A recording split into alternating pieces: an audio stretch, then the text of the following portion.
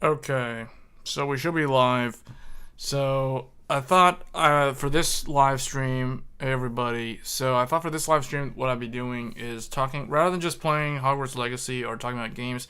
I do kind of want to go over some of the tech-related articles that have been. Hold on. Oh, I actually, yeah. Hold on.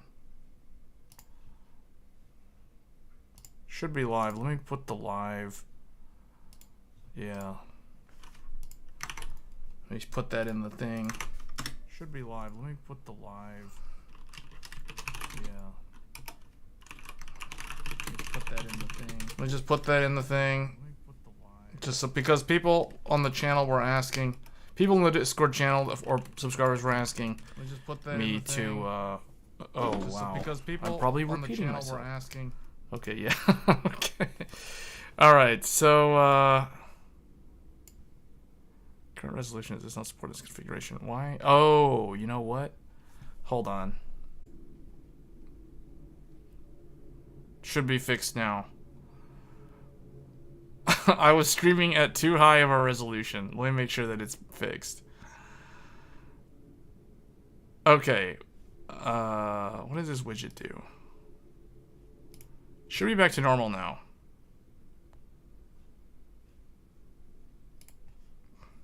Nothing's being dropped. It's funny how these problems. Whoa, I don't know what was going on there. The main article, though, that I want to talk about, because the last time we were talking about technology, probably the biggest article, or the biggest thing that I talked about briefly, was Workstation. So I do want to talk about today, Intel announced, so the rumors were true. Let me bring that up again. The rumors were true. Intel is bringing Xeon to the consumer, prosumer market. So the professional market, actually, I should say. So when we talked about the hierarchy of CPUs, right, we talked about the enterprise class servers being at the top, and then we talked about workstations were one level down from there, and then from workstation you had what used to be high-end desktop, which is pretty much vanished over the years. There hasn't really been a direct replacement. I think the last one was the Threadripper 3000 series, which was TRX 40. That was the socket. And ever since then, that was around late 2019, if I'm not mistaken, or somewhere early 2020, somewhere around there. Ever since that time, that's what, like almost about 3 years now, there hasn't really been a replacement to that. Instead, what AMD did was AMD launched Threadripper Pro, which was the 5000 series for the workstation. And then Intel now, as of today, Intel has officially announced the Intel Xeon for workstation. So the CPUs, the Sapphire Rapids CPUs, which were meant for the servers, and that is true, they are coming out for server. They are actually, you can actually order the servers now. I think Dell, Cisco, and HP. If you're an enterprise grade company or one of their customers, you can place orders now for Sapphire-based servers, Sapphire Rapids-based servers, I should say. The alternative would be the AMD Milan-based ones, and then the AMD Genoa ones are also coming out. So what this means is that 2023 is going to be kind of a level set year in the server market, because now not only do you have AMD with its Zen 4-based server CPUs, but you also have Intel now with the Sapphire Rapids in the server and data center world. Hey Nisco, so this stream is going to be all technology based. We might do some gaming later on, talking about games that are coming out this week and next week and the week after. But we're really going to talk about technology. We're going to go over the system on chip for Zen 4 later in the stream. So we're going to do a deep dive on Zen 4 specifically. We're going to talk about Intel's Sapphire Rapids CPUs, because these are the next biggest and baddest thing that's coming out in technology, right? So it's really cool. I'm really happy to see that Intel is bringing Sapphire Rapids to the workstation market, because this was kind of rumored back in December and January, and now it is official. Now this W790 chipset is real. So we are going to see Intel's grand return, well, not necessarily to HEDT, but to at least the workstation market. So that'll be interesting to see. You heard AI is making all the high-tech server stuff expensive. Yeah, we'll talk about that. So NVIDIA GPUs are going to get very expensive. HBM memory is going to be very in demand. So Samsung and SK Hynix are the only two providers of HBM memory. I don't think Micron, to my knowledge, Micron does not produce any HBM or high bandwidth memory. So that's only going to be Hynix and Samsung, and the demand for these AI accelerators in the data centers, which are typically going to be NVIDIA enterprise-grade GPUs or server-grade GPUs, and to a lesser extent the AMD ones. So AMD does have the Instinct accelerators as well, and those also use HBM memory. So all of that stuff is going to be taking up a lot of silicon space in that regard. So what that means is don't expect consumer-grade GPUs on the NVIDIA side of the house to get any cheaper. They're just going to stay, and they're going to hold their price, because NVIDIA is having to sell a lot of the enterprise side chips for the GPUs in the servers for AI. So they're not really going to bend over backwards to lower the prices, because they don't have any incentive to when they can sell more GPUs in the higher margin business on the data center side.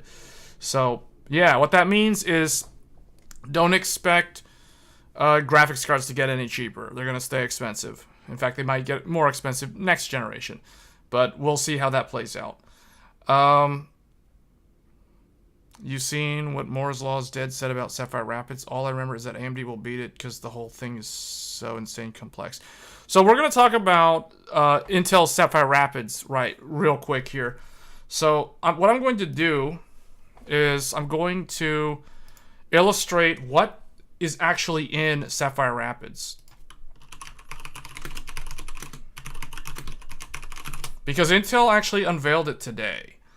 And it's very interesting. So, just to get into it right here, I guess the other viewers can jump in when they arrive. But Intel is now making chiplets. So, we all know that AMD has pioneered chiplet technology for multiple generations now. Well, let's talk about chiplets first. Let's not talk about Intel yet. Let's talk about AMD. AMD pioneered chiplet packaging technology. So what was the first... So quick pop quiz to everybody in the chat. What was the first interposer slash chiplet based... Well, not really chiplet. Not technically chiplet. But what was the first product that AMD made that used an interposer to interconnect parts all on the same kind of die? Same kind of area in close proximity. Oh, could you make the white background gray? Can I do that? I don't know. Like, here, let me try. Is that better? Is that better? Now, I'm not sure what I'm going to do with the words, though. Hold on. I'll have to... Oh, boy, that's going to... I don't know. I guess I'll have to make the words a different color so they show up better. Black? Let's see. Okay, I guess this will work. Just type the words. Okay. So, AMD pioneered chiplet packaging, design, technology, etc. Okay, Mr. Tennis said RDNA 2 CPU. No, that was not the first. RDNA 2 is a GPU. I think you mean RDNA 2 GPU. So no, it wasn't. The first, so we're gonna draw a timeline. So the first one, I'm just gonna go ahead and start putting these on. You guys can, in the chat, can try to say what was the first one. Let's see, 2019, 2023, this is where we are now. I'll just go like this. I'll just put more in here and see if we have to change this. GPU. RDNA GPU? RDNA 2 GPU? No, it wasn't the RDNA 2 GPU. So, the year was 2015. 2015, and then I guess we'll do 2017, and then 2019. Remember what I said in a previous stream, that odd years are AMD years when it comes to product. I guess we'll do this. Zen 1. No, wasn't Zen 1. Okay, so the first one was the R9 Fury X and the R9 Fury. These are GPUs. These were GCN-based GPUs in the consumer market. These used something called an interposer to interconnect HBM memory, high bandwidth memory, that was in very close proximity to the GPU die itself. So essentially you had the GPU die, well, you had the interposer, which is the lower layer of silicon, and then on top of that you had the die, which was, I guess it's like this, and then you had the HBM memory kind of like on the sides, like right next to it. So this was the very first design. This was called the R9 Fury and R9 Fury X GPUs. These launched in the summer of 2015. They competed against the GTX 980 and GTX 980 Ti in 2015. That's how far back AMD has been doing chiplet packaging type designs. 2015. That's a long time ago. That was the Fiji? Yes, that was the Fiji graphics card. Yes, that's Fiji. Fiji era graphics. So that was 2015. That was the first. Then in 2015, the second generation, the infamous and the famous, or however you want to refer, Vega 64 and 56. These were the second generation of this interposer.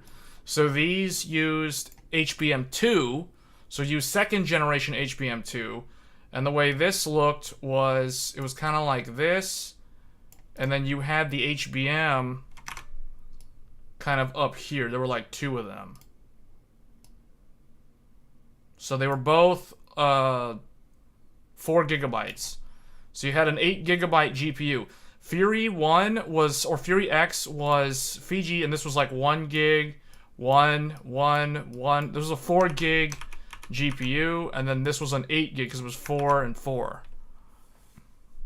So this was this is kind of like what I consider the forerunner or the front runner to the chiplet based design, which eventually showed up in the processors in the year 2019 with Zen 2. So in 2019, that was Zen 2, aka Ryzen 3000 series. So that was when they made the first chiplet-based CPU architecture, which, you know, it has the I/O die down here, and then it had the core complex dies up here if we're talking about the dual CCD. So like, for example, the 3950X, it looked kind of like that. So this was kind of the first processor. So the first processor was in the summer of 2019. July 7th, 2019 was when the first actual chiplet CPU. Oh, LTT. Yeah, I saw that video. That was a pretty good video.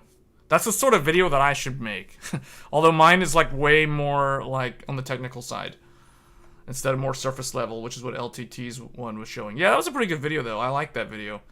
I don't often watch a lot of LTT videos anymore, but you know, like that's the sort of video from them that I would actually watch. So, yeah, so you can see like AMD has gotten pretty experienced at this stuff. So we all know, like in 2020, they launched Zen 3, aka Ryzen 5000 series, and that was when RDNA 2 came out. But RDNA 2 was not a chiplet-based GPU. So it was in the end of 2022, like somewhere in here, you know, at the very end of the year, basically December, that was when we got RDNA 3,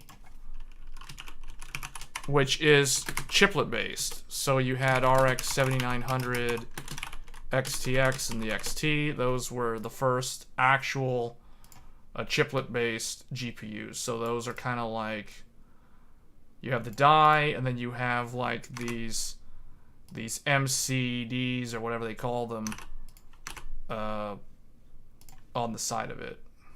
So there's like 6 of these, if I'm not mistaken.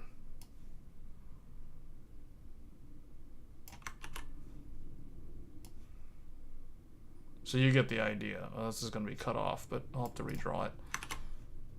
But anyway, you guys get the idea. So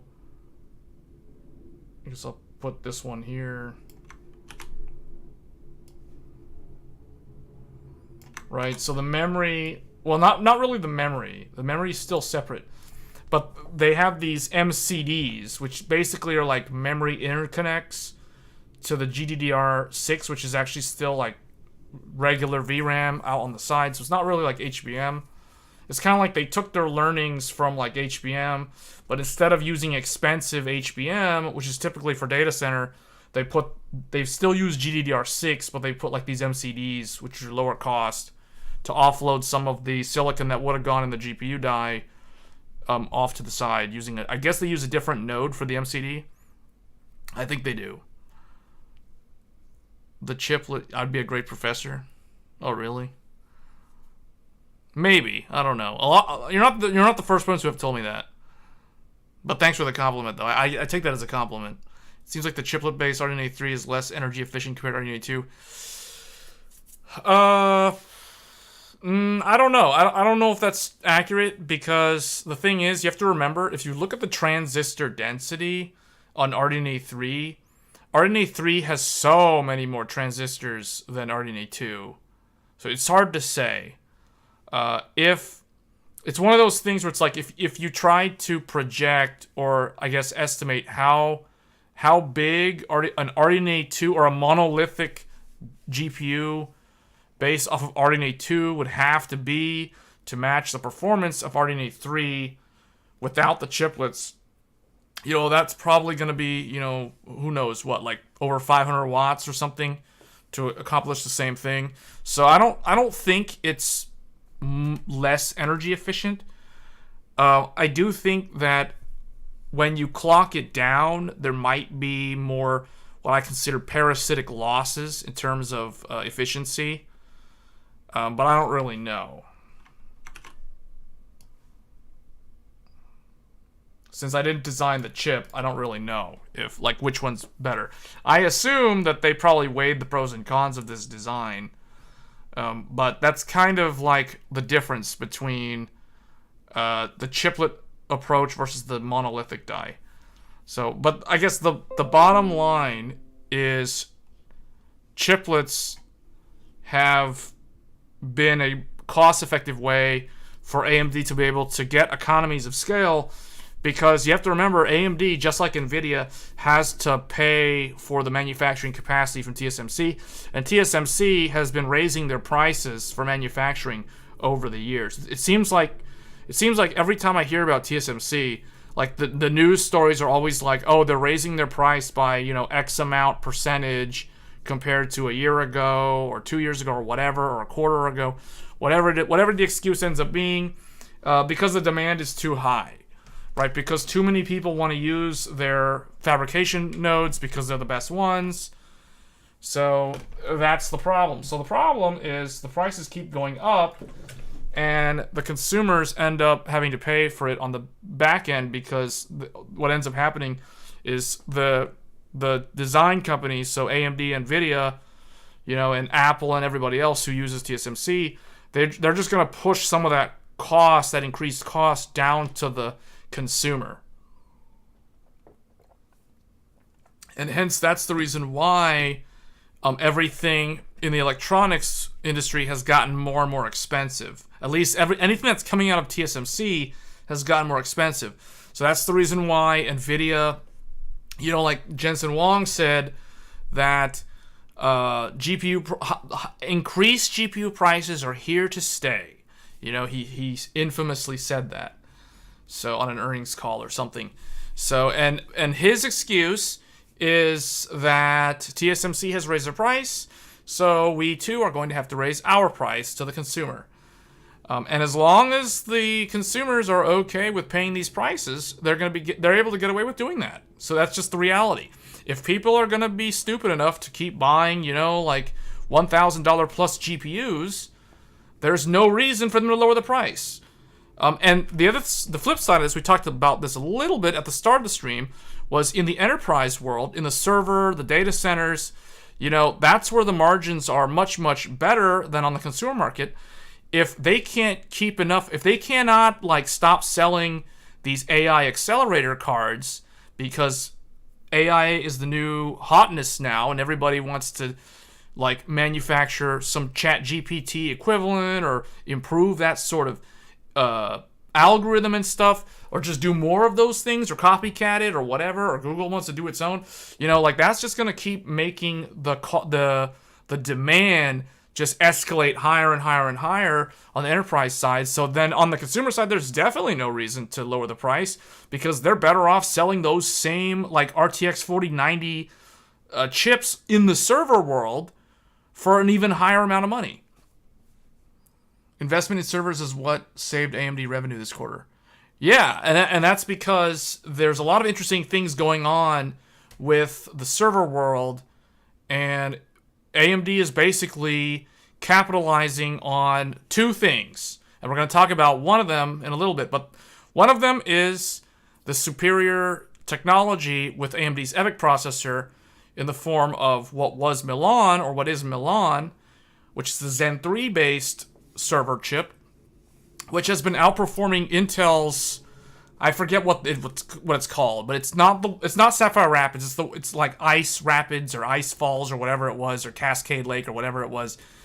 That thing is not as competitive as Zen 3 based EPYC, so that's the why, or Milan, which is why AMD's been able to gain a big foothold in the server market in the last 2 years.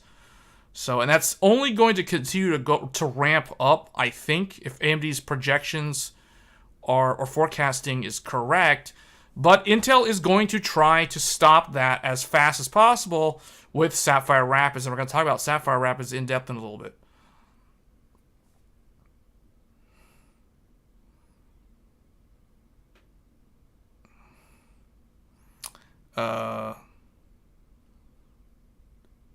So right now, so that's kind of the history lesson on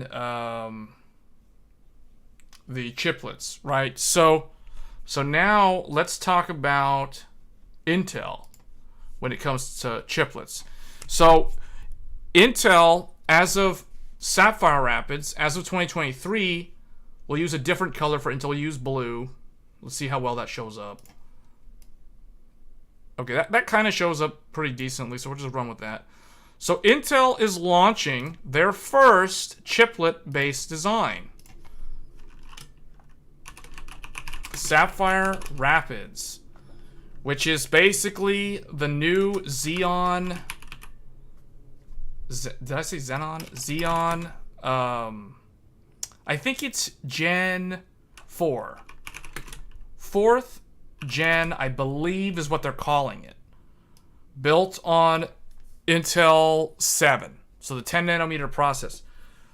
Intel's using Glue 2. Yes, Intel's using glue as well. So what Intel used to make fun of AMD for using glue, Intel themselves are now turning to the exact same technology that AMD pioneered since 2015. Intel is starting to use interposers. So the way Sapphire Rapids is constructed, it is essentially four chiplets combined on an interposer.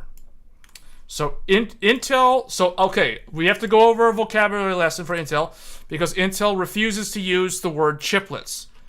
Intel vocab. We have to talk about Intel vocab.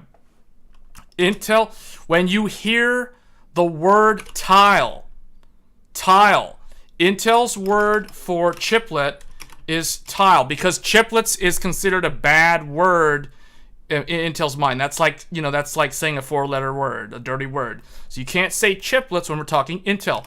So chiplet for Intel equals tile.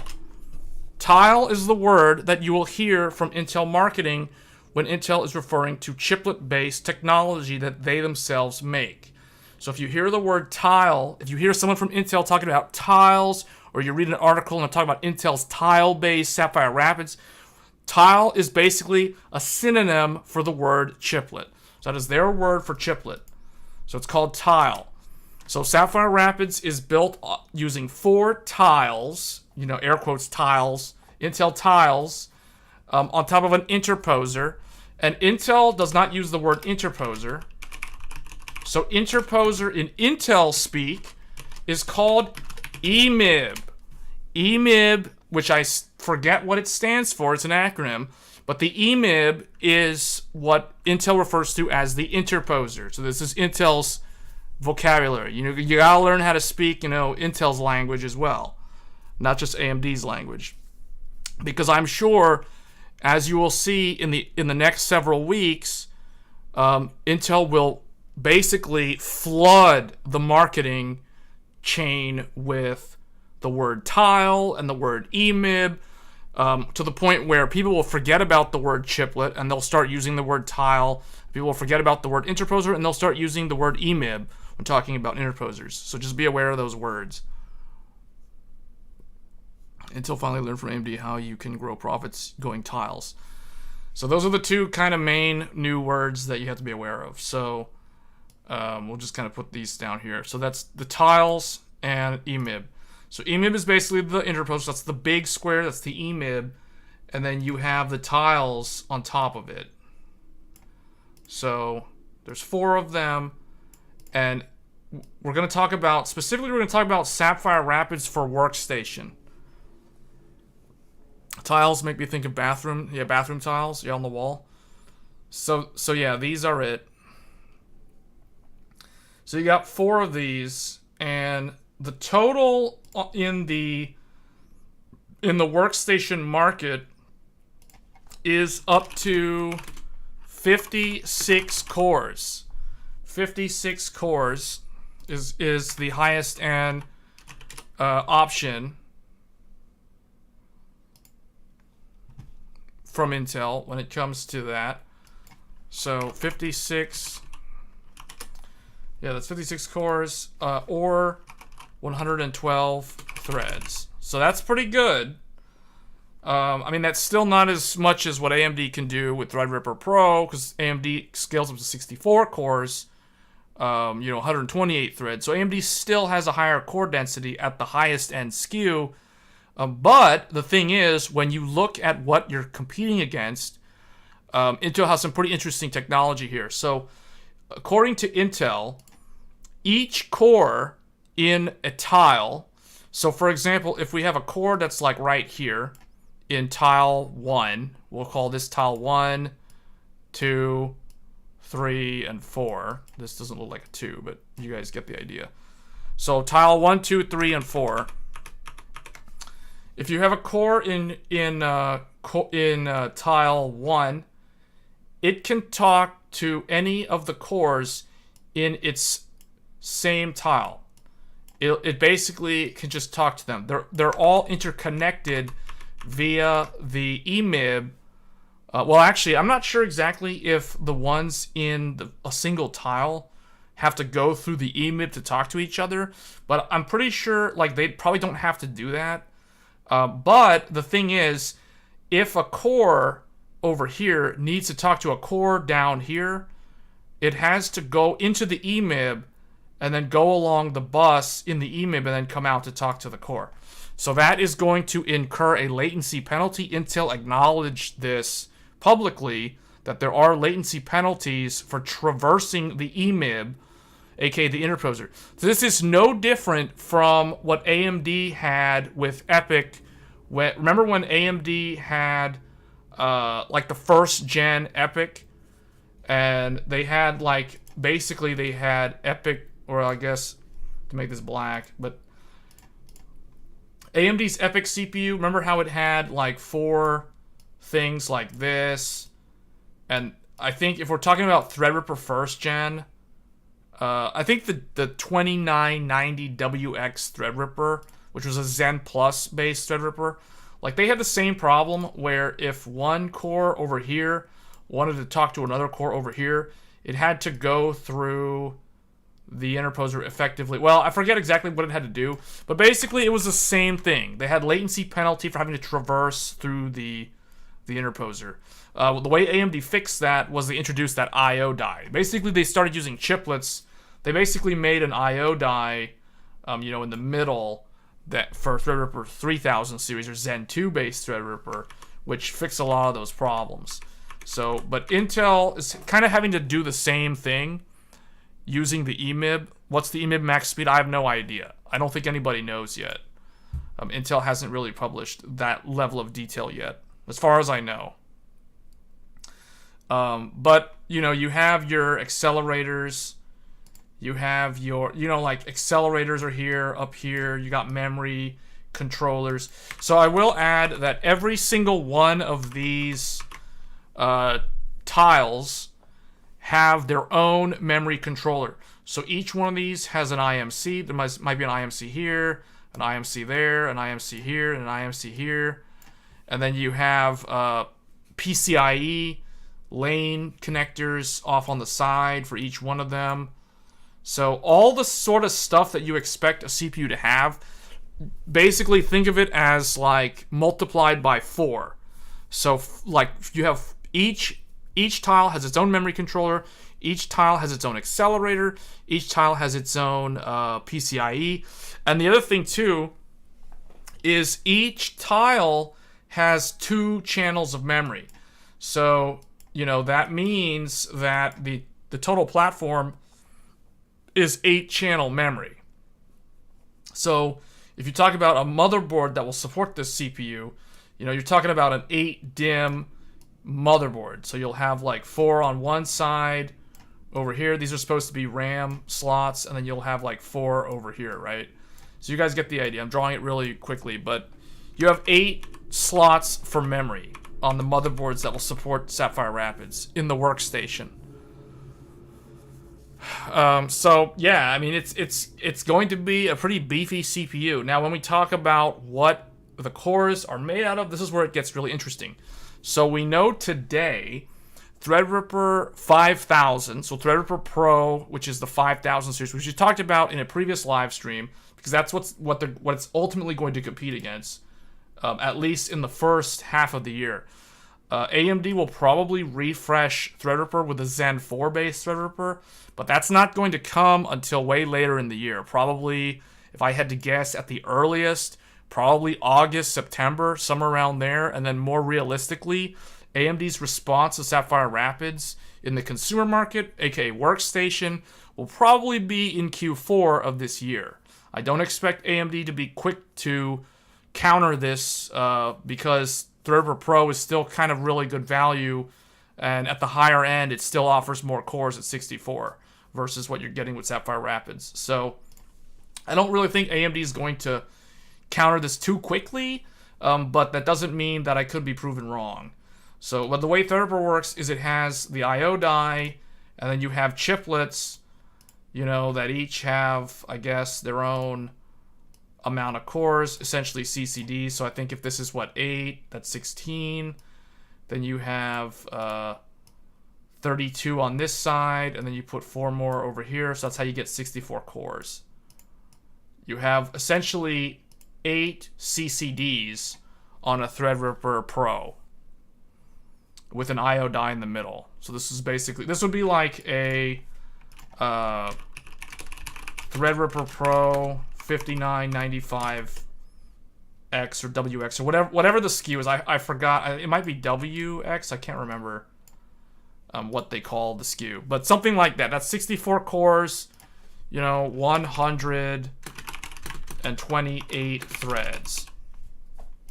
So I will add that these cores are Zen 3 based cores supporting 8-channel DDR4.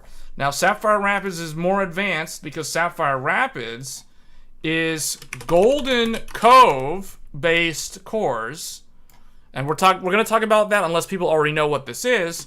Golden Core with 8-channel DDR5, supporting DDR5 I will add it's RDIMM only, not UDIMM. It's RDIMM up to 4800 megahertz. These are all Golden Cove cores. So, what is a product that Intel launched in the consumer market that uses Golden Cove cores? How do they use the P cores from Raptor Lake? Do they use the No.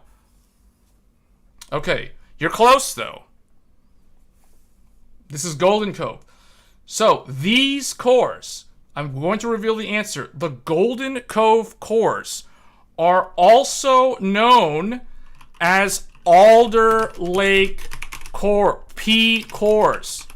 P cores. These are Alder Lake based performance cores, which means Sapphire Rapids is based off of 12th gen Intel Core technology. Golden Cove is the code name for the performance cores found in something like an i9 12900K or a 12700K if we're talking about the i7, or a 12600K. So this is technology that has existed since 2021. Golden Cove. So Sapphire Rapids is based off of Golden Cove, which is similar to Alder Lake. It is essentially Alder Lake P cores. 56 Alder Lake performance cores.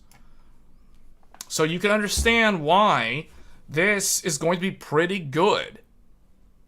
Because Alder Lake, we already know, is faster than Zen 3. Threadripper Pro is Zen 3 DDR4 based. It's an older technology, up to 64 cores. So it's Zen 3, think Ryzen 5000, versus Alder Lake 12th gen Intel. That is essentially what is going to happen in the workstation market.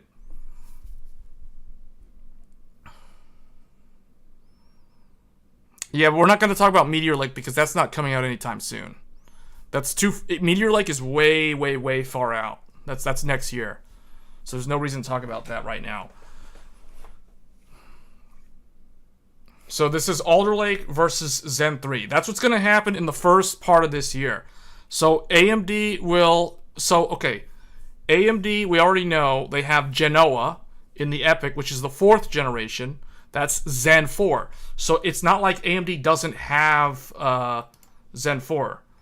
AMD has Zen 4. It's just right now Zen 4 is all server-based. No, this is workstation. Good question, though. This is not HEDT. This is workstation. So, unfortunately, there's still no workstation. I mean, there's still no HEDT. This is going to be all workstation. So expect this to be very, very expensive. This CPU that we're talking about is going to cost almost $6,000. This CPU is going to cost $5,895. Just so you guys know. So this is not something that you're going to see me showcasing on the channel. You know, this is way, way outside of the average Joe, the average consumer's, capabilities of obtaining. They're overclockable. Well, I mean, the AMD ones are overclockable too. But realistically, no one bothers to do that because you don't spend $6,000 on a CPU and then start messing with its voltage, right? You're not gonna do that. No one's gonna do that. I mean, someone might do that just for like academic reasons to kind of show what you can actually do with it. But realistically, if someone's gonna be using this for work, they are gonna be running it bone dead stock. And no overclocking. There's no one's going to overclock these. And they're going to run the memory at 4,800 megahertz. They're not going to be running it at like 7,200 megahertz. Because this only supports RDIMM. RDIMM is registered memory. Alder Lake, Ryzen, all the consumer desktop, they use what's called UDIMM. Unregistered memory. So if we talk about the difference between registered memory and unregistered memory, so if we talk about, like, let's just kind of just show the difference here. So if in black I have a unregistered DIMM, and in blue I have a registered DIMM. So this would be the IMC. This is the integrated memory controller for both. This is a RDIMM. This is a UDIMM. So the difference between the two of them, one is registered memory, the other is unregistered memory. So when it says it's registered memory, all that means is it has a little thing here. There's a little piece of silicon on the DIMM or on the actual memory stick. That is called a register. If anybody has studied computer architecture, you would know what a register is. So that's something that you can register an address into memory. So it has a register for addressing. So the register is able to talk to the IMC. It can send and receive to the IMC back and forth. So it can do things like flow control, auto balancing, where which memory chip is going to actually load or store the memory operation, where we're talking read or write or store, those sort of things. Well, I'm talking about assembly language code right now, but that's what the register on an RDIMM actually does. In contrast to that, you have unregistered, which is typically what you guys normally see. So think Corsair Vengeance RAM, Corsair Dominator, G-Skill Flare X, G-Skill Ripjaws, G-Skill Trident Z, Trident Z5 Neos, Expo profiles, XMP profiles. That is all UDIMM-based memory, which means it has no register. So all it does is the IMC is like, it goes and it's like, okay, I'm just going to place you over here on this chip. I don't really know if this chip is ready or not. Hopefully you're stable. And then it might pull from like another memory chip. So the IMC has to do more work when dealing with UDIMM, which means it has to be more robust. It has to typically run at a higher voltage, or typically have to run at like higher electrical load. But the thing is, you can get higher frequency RAM because that IMC typically is more robust than an IMC that works with RDIMM-based memory. Threadripper has less PCIe lanes. I don't know. I don't know about that. I think they have the same amount. I think they both have 128. The difference is Intel. So Sapphire Rapids has 100. I know it's not 128.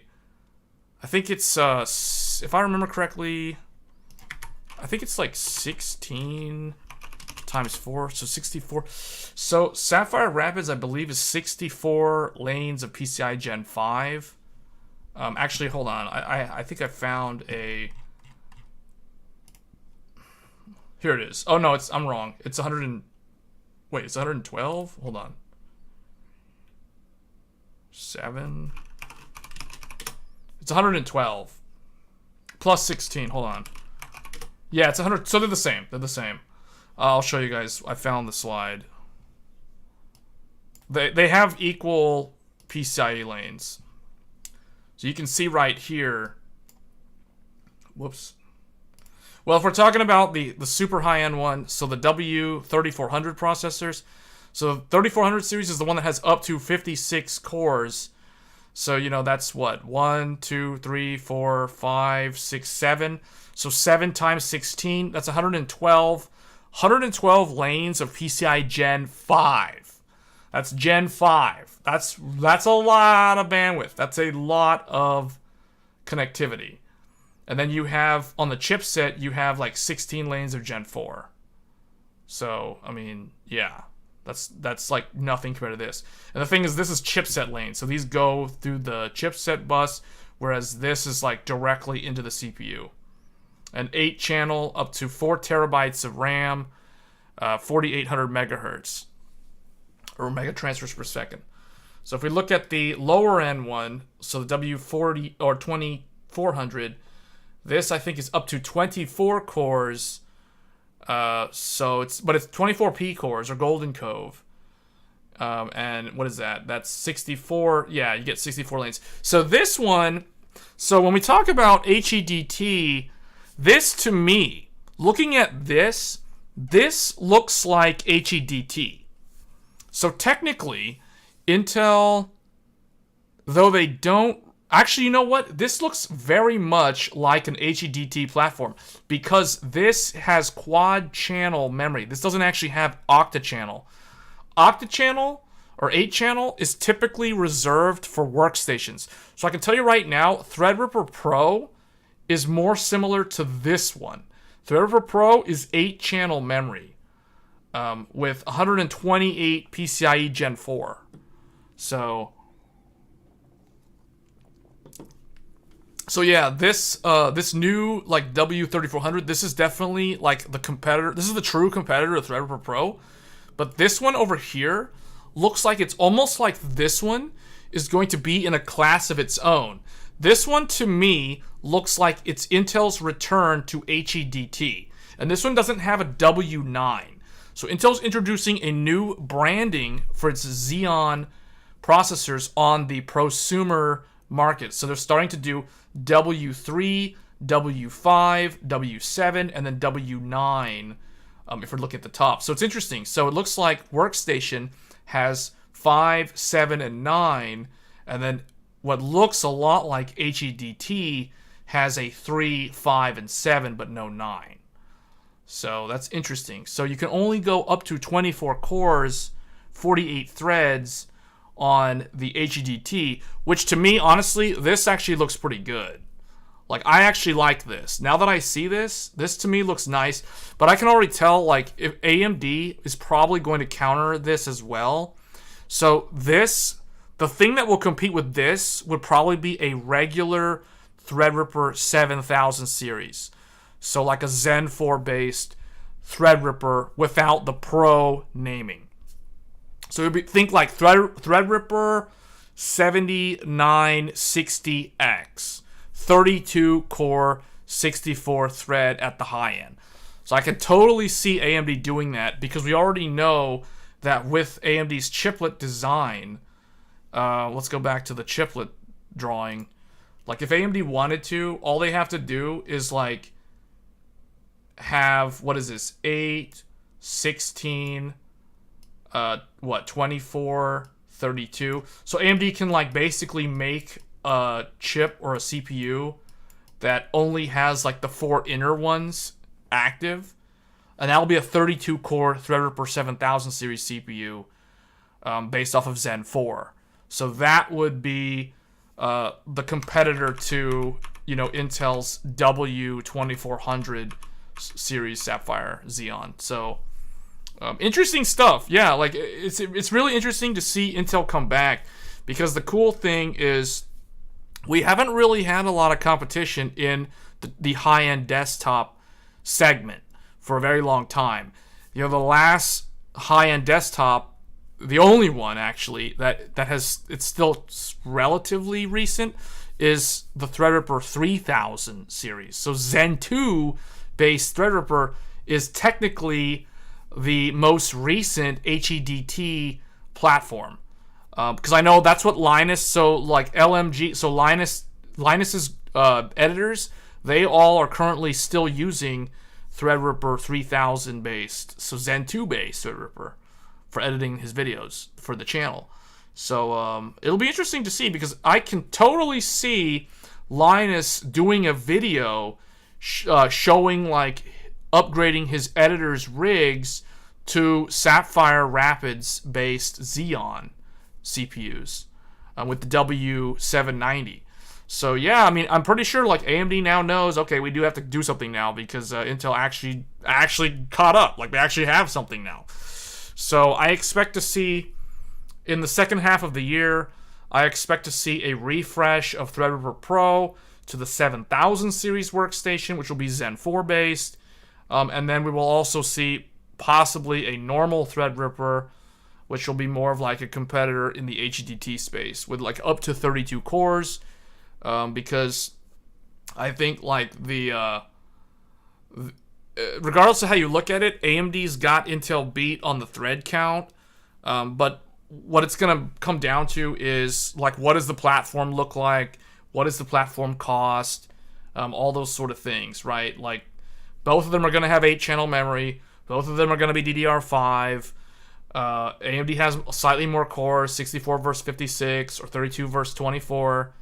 And then other SKUs in between. So stuff like that. They're both chiplet based. You know, Intel calls them tiles. They both have interposers. AMD has an IO die. Intel's using the older interposer. They call it EMIB, but that's essentially what Vega and Fury used to interconnect. And the old EPYC CPUs, like Zen 1 and Zen Plus EPYC, uses what Intel calls EMIB. So I'm pretty sure the new EMIB from Intel is more advanced than the old school interposer that AMD used to use, you know, a long time ago.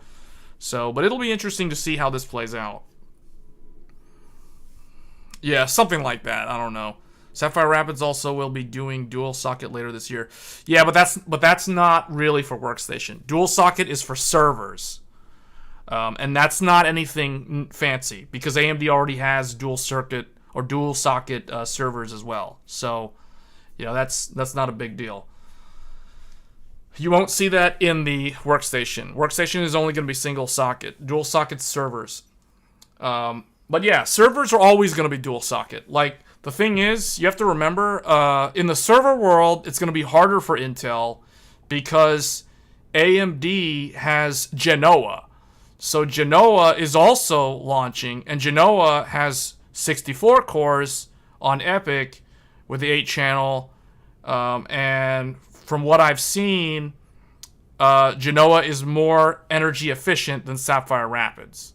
So this is a serious problem for Intel when it comes to trying to sell to a data center that is trying to cut back on power bill, electricity bills, or they're just trying to maintain the same electricity bill. So they don't really want to pay more per month, because, you know, if you put a bunch of these in your server racks, you know, if your electric bill is like $2,000 a month, I'm just throwing out a random number, but if you have to pay $2,000 for power every month, and if you put in Sapphire Rapids and now you have to pay like $2,600 a month on power, you know, that's not really helping you in terms of cutting costs, right? So that's where I think Genoa is very, very competitive with Sapphire Rapids in the data center side. So I think, like, the thing is, the two different companies have different challenges with their go-to-market strategy. I think AMD ultimately has a more uphill battle than Intel, because in the server world, Intel still holds what I call the incumbent position. So typically, if you look at a data center, if you just go to a random data center, and you just walk through the racks and you look at all the type of servers that are in there, most of them, if not all of them, are based off of Intel Xeon, some form of Intel-based server. So typically, the operator of the data center, when they're doing their hardware refresh, you know, they call up like their sales rep at Dell or Cisco or HP or Supermicro, and they're like, hey, I have my old Xeon from like 2015. I need to update it. It's going end of life. Intel doesn't support it anymore. Dell doesn't support it anymore. What do I need to buy to replace it? Like the easiest thing is like, what's the latest and greatest Intel CPU you got? They typically don't even know about AMD. Most data center operators today still don't really know about AMD. So I think the challenge for AMD in their go-to-market strategy is how to get the word out there, how to get themselves seen by these customers or these data center operators or these server operators, these server farms, essentially. How do they get themselves discovered, and how do they actually like get a chance to market themselves and show off the Genoa CPU in action? And it's all going to come down to use case too, right? Like if Genoa is 50% more energy efficient in program XYZ, and that's what this researcher needs to use, then that makes the buying decision a lot easier for someone like AMD, who's trying to claw market share and build inroads into that TAM, versus Intel, where the challenge for Intel isn't so much like, this is who I am, this is what I've got. It's more like they're trying to defend their position in the market. They're trying to hold their incumbency in the market. Like, hey, I know Sapphire Rapids uses more power, but we're 15% faster in application XYZ. We're 20% better in ABC or whatever. And they're going to do a lot of comparisons to Milan, not Genoa, because Milan is Zen 3, and Sapphire Rapids is essentially Alder Lake. So it's like saying, hey, look, my CPU is so much faster than AMD, but that's like somebody saying, hey, my 12900K beats your 5950X in gaming. Like it's not really an apples to apples comparison, because they're two different. One's an older generation, one's a newer generation. So obviously the newer one's gonna be faster, right? Thinking of swapping the CPU of my old Threadripper with 24 core, since my motherboard supports that, worth doing. I mean, it's ultimately going to boil down to do you actually need the cores, and if you can get a good deal. I personally would recommend to you the 2950X 16 core.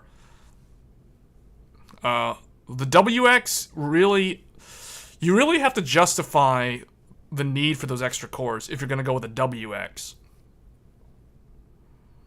But I would recommend the 2950X, because I have a 2950X, and the cool thing about the 2950X is it only has 2 active dies, and you can run it in NUMA mode or UMA mode. If you run it in UMA mode, or uniform memory, that's kind of a default out-of-box configuration. And if you're doing like productivity-based tests, for example, like if you're rendering in DaVinci Resolve or Premiere, or you're doing something that basically loads all the cores up in a uniform manner, then that uniform memory architecture mode will be a lot faster than in non-uniform memory or NUMA mode. But if you're wanting to play games on it, then you can run it in NUMA mode, where it's essentially the Windows will see it as 2 processors. So think of it like a dual socket CPU. If you run it in NUMA mode, Windows 10 and 11 will think, hey, I have a dual socket CPU, kind of like in a server, and it will treat it that way. It'll try to allocate memory that is close to one of the dies before it tries to like mix memory on the other die. If you really, it's gonna depend on what you're doing. Right? Like,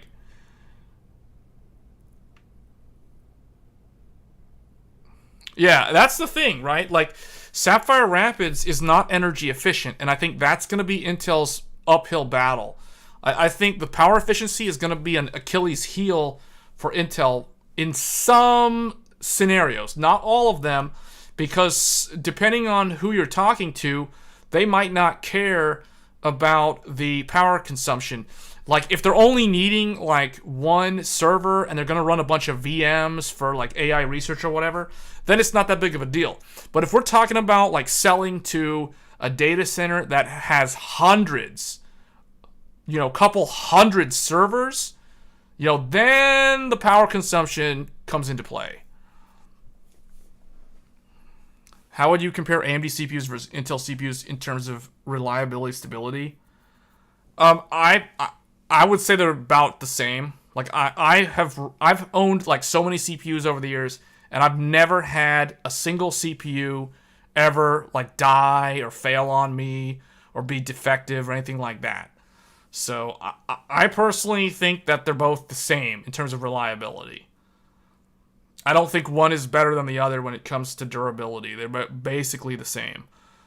If we're talking consumer side, now that AMD has LGA-based CPUs, I think it's like dead equal with Intel now. In the past, you had to be a little bit more careful with the AMD consumer CPUs because they were PGA or pin grid array. And if you bent one of those pins, that could be, assuming it wasn't a ground pin, you could be in some trouble having to try to bend that back. But I consider that more of like a user error rather than like a CPU issue. Handbrake does AV1. Hold on, let me move the chat window over here.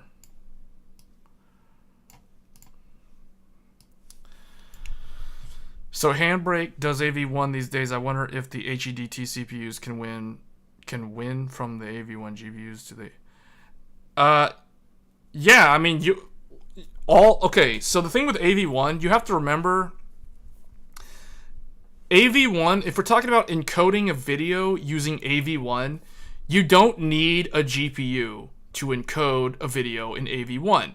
You can use any generic CPU to encode a video in Adobe or DaVinci or whatever in AV1, provided you have the option in that editor to provision the video using or encode the video using AV1. You can use a CPU to encode a video with AV1. You don't need a GPU to encode AV1. Now, the GPU, so like all this stuff about RTX 40 series and AMD 7000 series and Intel Arc supporting AV1 encoding, I mean, all that means is that their media engine on the GPU die has a block of silicon that supports AV1 encoding. That's all that means. It has dedicated hardware that supports it. But if you don't have like for example, if you have an RX 6700 XT, that doesn't support AV1 encoding. But if you wanted to encode a video using AV1, you could still do that. You'd just be forced to use your CPU to do that. And, Sapphire Rapids and Threadripper are going to be very, very good at encoding video in AV1 because they have so many cores. GPUs are going dual or quad encoder chips. Actually, it's interesting because I feel like the RTX 40 series is not the only GPU that does dual encoding. It really just depends on whether or not you can do more than one encode via the driver. So, like for example, with AMD, like the AMD 7000 series doesn't actually, as far as I know, the driver doesn't limit you to how many encoded streams you can output, right? Like you can actually do more than 2. You can literally do like 4 or 5. I forget like where it kind of caps out. It also depends on the resolution. Like if you're encoding like 720p or 1080p, you can do like 4 or 5 encodes. If you're doing like 4K, then I think you can only do like 2. On like balance preset or something. Yeah, so the dual encoding stuff, that doesn't really matter because it depends on like from a driver level, how many are you allowed to actually do, if that makes sense. How would you compare AMD? Okay, we already talked about that. Okay. Does AV1 encoding use significant CPU resources? That's a really good question. I think it's very similar to HEVC or H.265 in terms of how much CPU resources it uses. So meaning it is more efficient than AVC or H.264, but it is not like it's that much easier to encode on the CPU compared to something like HEVC.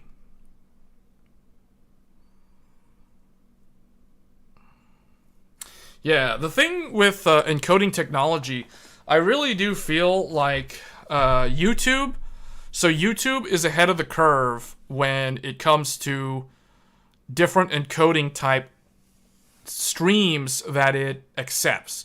I feel like Twitch is very, very behind when it comes to technology. Like Twitch still, to my knowledge, doesn't allow you to stream to it using H.265, or obviously you can't stream to it in AV1. But when it opens up the swim lanes for those two or whichever one, probably AV1, then that's going to be the way to go. What setup would you recommend for a simple PC gaming streaming? Probably what you guys see me stream on right now. So it depends on what you want to do. So it's like if you just want to play games and stream, this is really all you need. An AMD Ryzen 7 7700X is literally all you need. An 8-core, 16-thread. It's a single CCD, so there's no latency penalty crossing CCDs.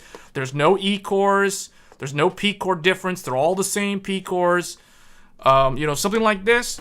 So whenever you see me streaming with Intel Arc, the A770, I am always streaming using a Ryzen 7 7700X because the Intel Arc GPU is paired up with the Ryzen 7 7700X. Whenever you see me streaming with a 7900 XTX, that means I'm streaming with this CPU, the Ryzen 9 7950X. This is the 16-core dual CCD CPU. So this is the 32-thread behemoth, or the flagship, for now. But yeah, like anything in between. So I would say like this, or maybe even like a 12-core 7900X. That would be fine too. Twitch has AV1 in testing for like 4 years now in the behind the scenes. I mean, so has everybody else. Twitch is not the only one. But the thing that disappoints me about Twitch is what I don't understand is why doesn't Twitch accept HEVC based streams? So when we're talking about streaming technology, there's AVC. Let's go back to here. So there's H.264. Okay, let's talk about streaming technology. So first there's X.264. This is CPU encoding. Then there's H.264. This is hardware based, also known as AVC.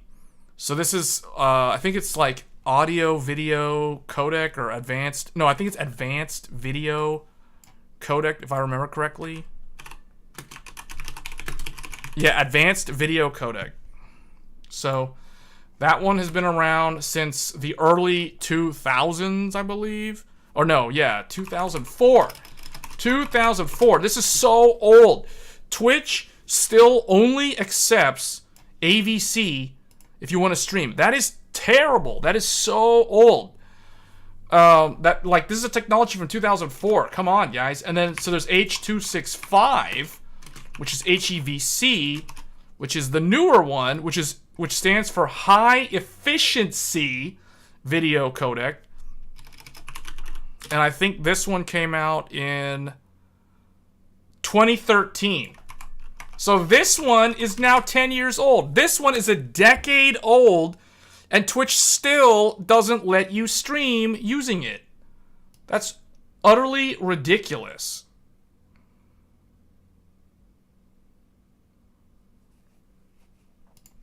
So I want to say something about the encoder, because a lot of people like to always say, oh, you need NVIDIA for streaming. That's not true at all. You guys have been watching my streams. I always stream either with a Radeon 7900 XTX or an Intel Arc A770. And when I will add that when I'm streaming, the reasons why my streams look so good is because I am using HEVC. I stream to YouTube using H.265, HEVC. And that is the reason why Hogwarts Legacy looks as the way it does. That's why Forspoken looked the way it did. You know, they're not blurry. Okay, maybe in like extreme action battle sequences in Forspoken with a lot of particles, it's still going to look blocky. And that's because, you know, you're limited by your upload bandwidth. So H.265 is the way to go. And I don't know why Twitch doesn't accept it. It's kind of dumb.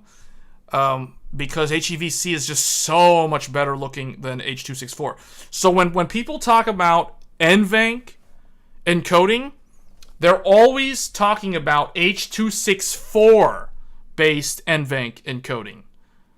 Because at the end of the day, if you compare HEVC on Radeon to GeForce and Arc, all three of them look basically the same. If you compare them to in H.264, then NVIDIA does look better. When it comes to AVC, NVENC does look better than Radeon and Intel's Arc. And that is the reason why people always just de facto recommend NVIDIA for streaming because AVC looks so good. The VMAF score for Netflix is so much better. So that's the only reason why. OBS, I can do an OBS tutorial.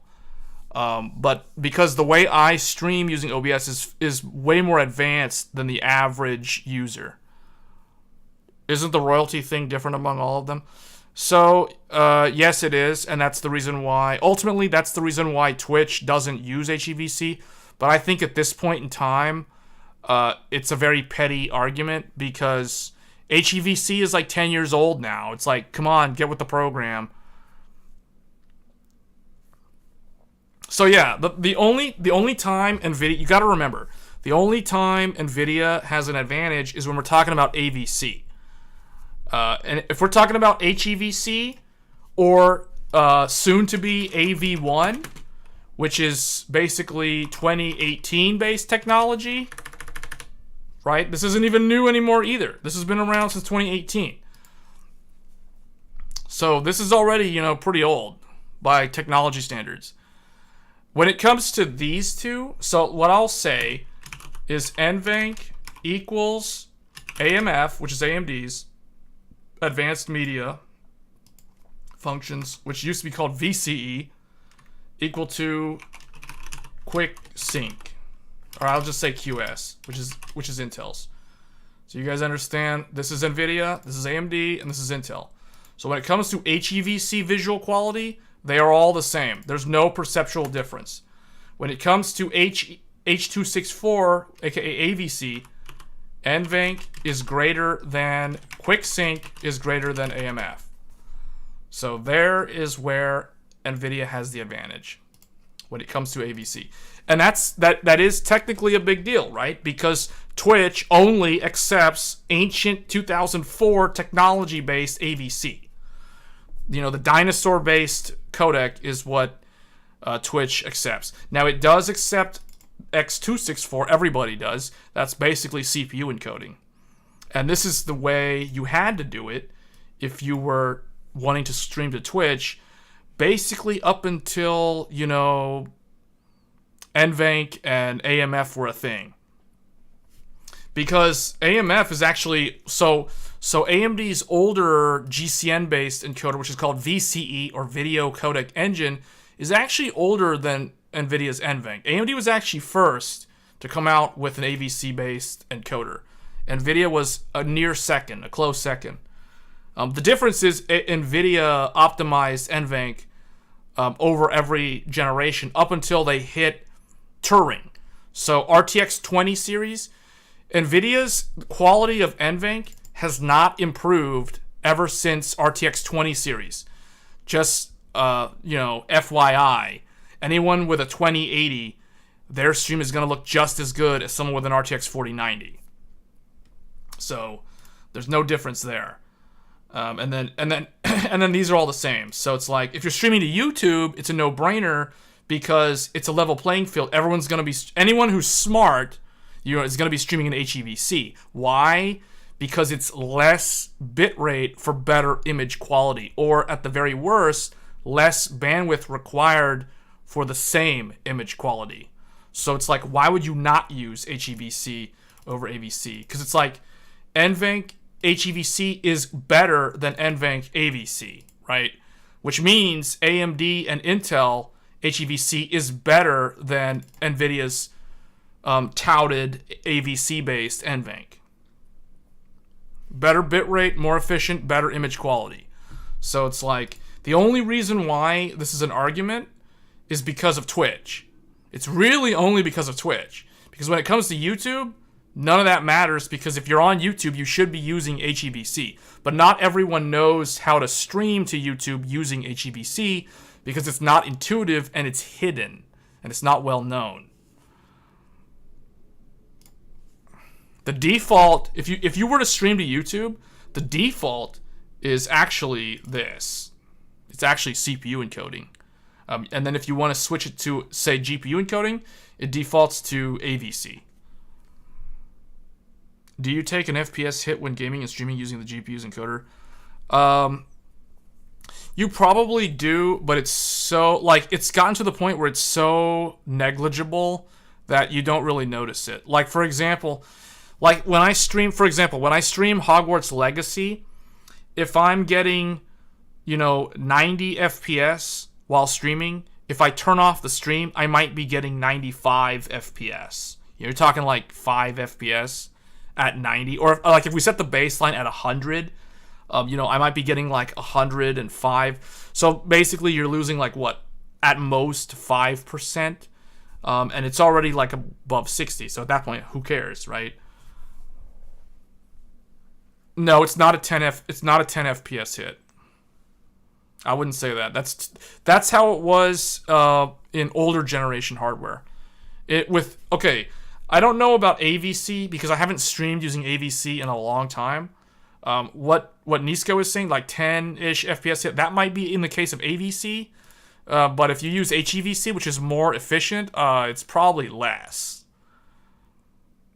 You need a dedicated streaming setup to stream gameplays. Is that still true today? Dual PC streaming is not really needed anymore. Yeah, so, okay, you bring up so that's a really good comment, actually, from Backspace. So long ago, so before NVENC, before AMF, before QuickSync, well, I guess QuickSync's the oldest one, actually. Back in the day, when you had to use X264 to encode, yeah, you had to use 2 PCs, because typically the CPU you had, was like an Intel i7 quad core, right? And if you wanted to stream at 1080p, which almost nobody did, you definitely needed 2 PCs. You needed like a 6-core and a quad core if you were trying to save money, or you needed at least 2 quad cores. When you stream with the 6900 XT, what are you streaming to, though? Because it should look pretty good. I mean, you've seen my stream. Last year, I streamed with 6900 XT, and it didn't look bad. But that's because I'm using the secret sauce, HEVC. That's the answer. That's why it looks good. You're probably streaming with AVC. And I might add, you're probably also using a lower bitrate. That's the thing. Well, you should try for your next stream and tell us the numbers. Okay. Well, I mean, the numbers that I gave you, when I said 90 and 95, I know that because when you guys if you guys watch my recent Hogwarts Legacy videos, all those videos that you see with Hogwarts Legacy, all of the encoding is done on the GPU. I'm not using 2 PCs to stream that or to record that gameplay footage. I'm literally using AMF. So I'm using AMF, HEVC, to encode the video or record the gameplay of Hogwarts Legacy for anything that's RDNA 2 based, RDNA 1 based. So like yesterday, I uploaded 5700 XT, Hogwarts Legacy 1080p analysis. Today, I uploaded GTX 1080. So, that's going to be NVENC based video capture using HEVC. And then, we did 3080 Ti a few days ago, and then I did the 7900 XTX recently. So all of it's using HEVC based encoding. And that's why it looks the way it does. So I will say this. So a lot of people have been hyping up AV1.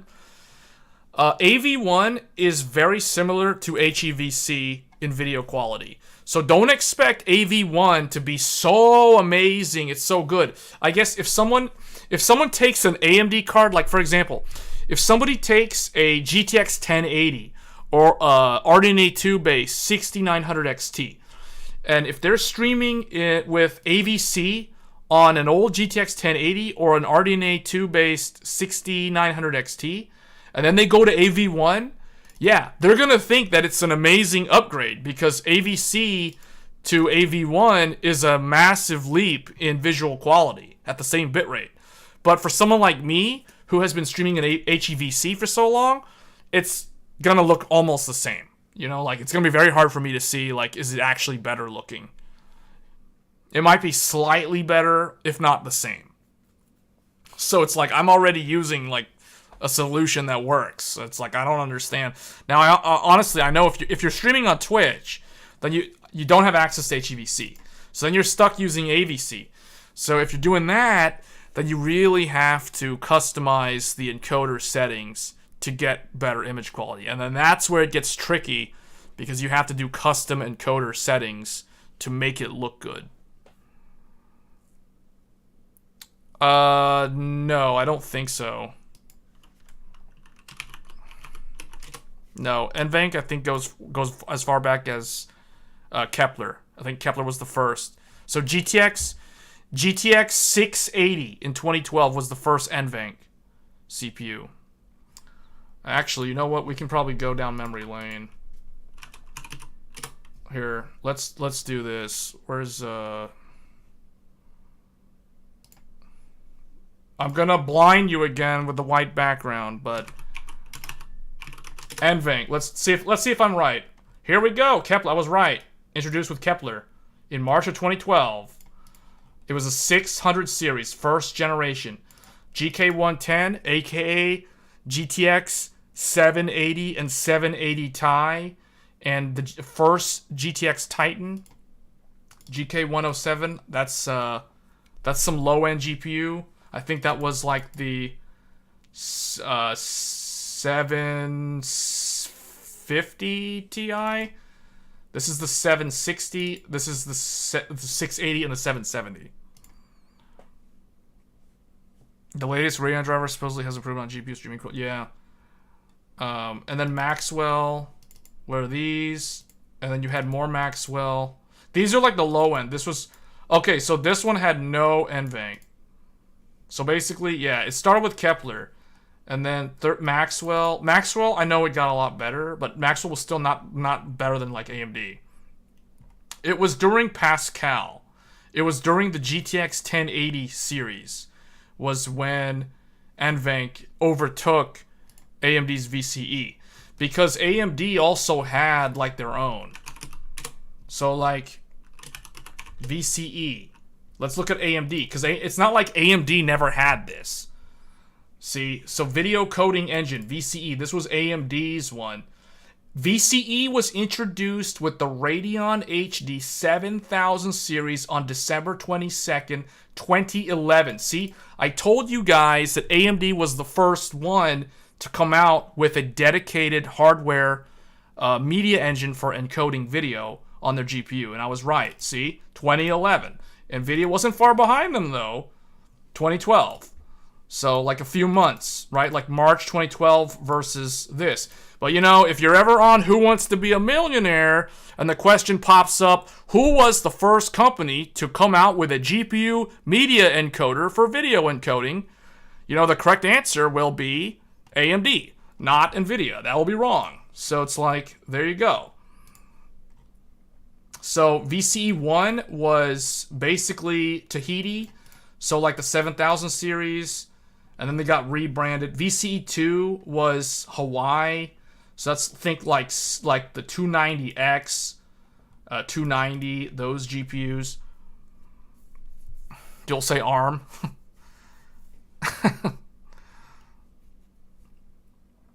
VCE3 was Tonga, and I think this was Fury. So this was the first HBM, but yeah, Fiji, Carrizo, Tonga. So those 4.0 was Vega. Yeah, there's Vega.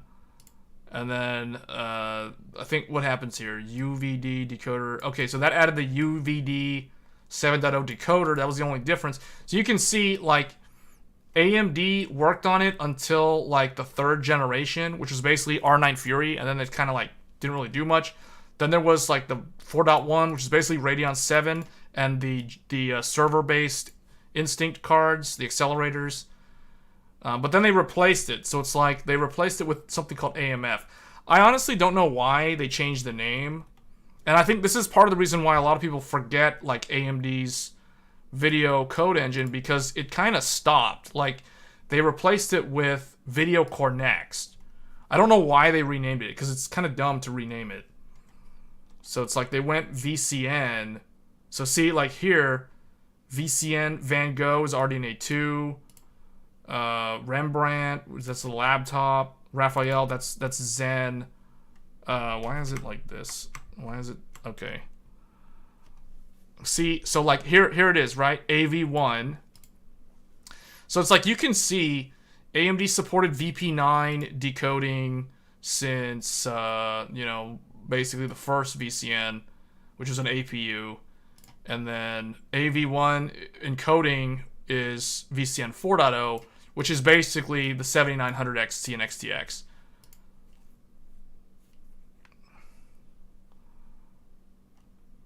And then NVIDIA, NVENC.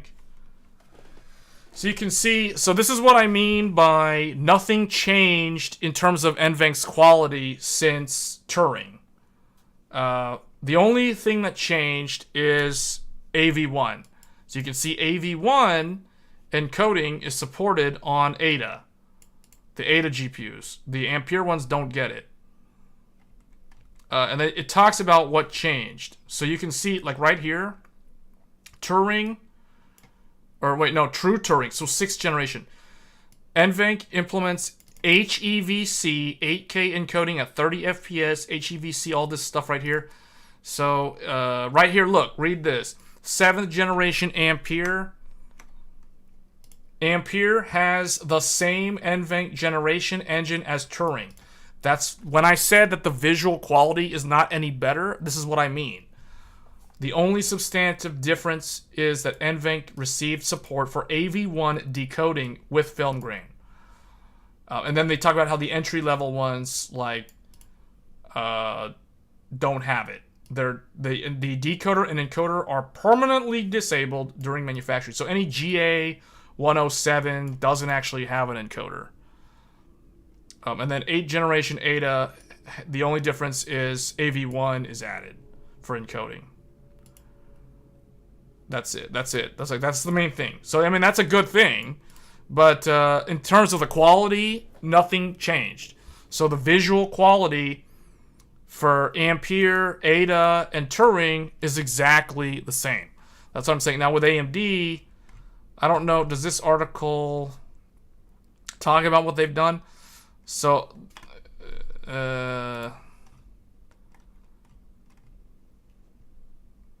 maybe in here. Oh, they talk about it actually in here. But see, this is the reason why AMD should have never changed the name, because like they have 2 different articles in Wikipedia, and just it's so much harder to figure out like what actually is different. It's kind of it's harder to find the info that I'm looking for. But anyway, so you guys get the idea. Video quality came a long way since VCDs. Yeah. Okay, so So that's kind of like the history of the encoders. So it's like, you know, the NVIDIA ones are better when it comes to Twitch streaming. But other than that, like, they're pretty much the same. Yeah, there's too much stuff on here. Like, I don't understand why it gets really messy because they also include the CPUs in here, like all the APUs. So I don't understand why all this stuff is in here. Like, why is it showing me all the features of the APUs when the article's supposed to be about video coding engine? So anyway, that's basically the info on that. So we go back to Paint here.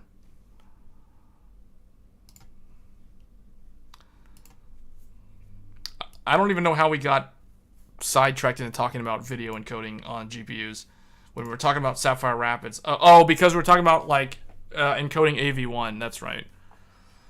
So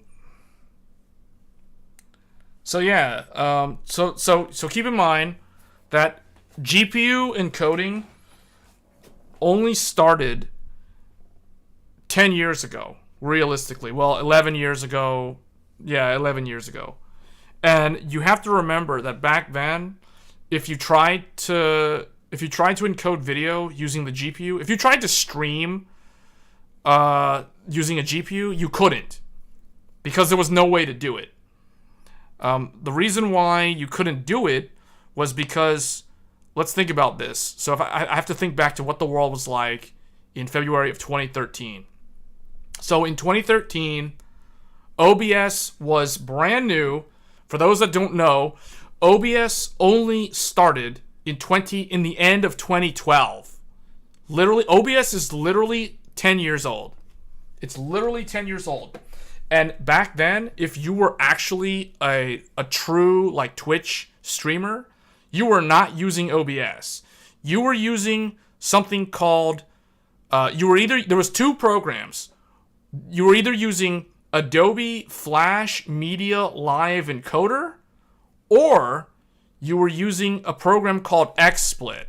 XSplit started in 2011, so it's a year older than OBS, and XSplit was the way to go.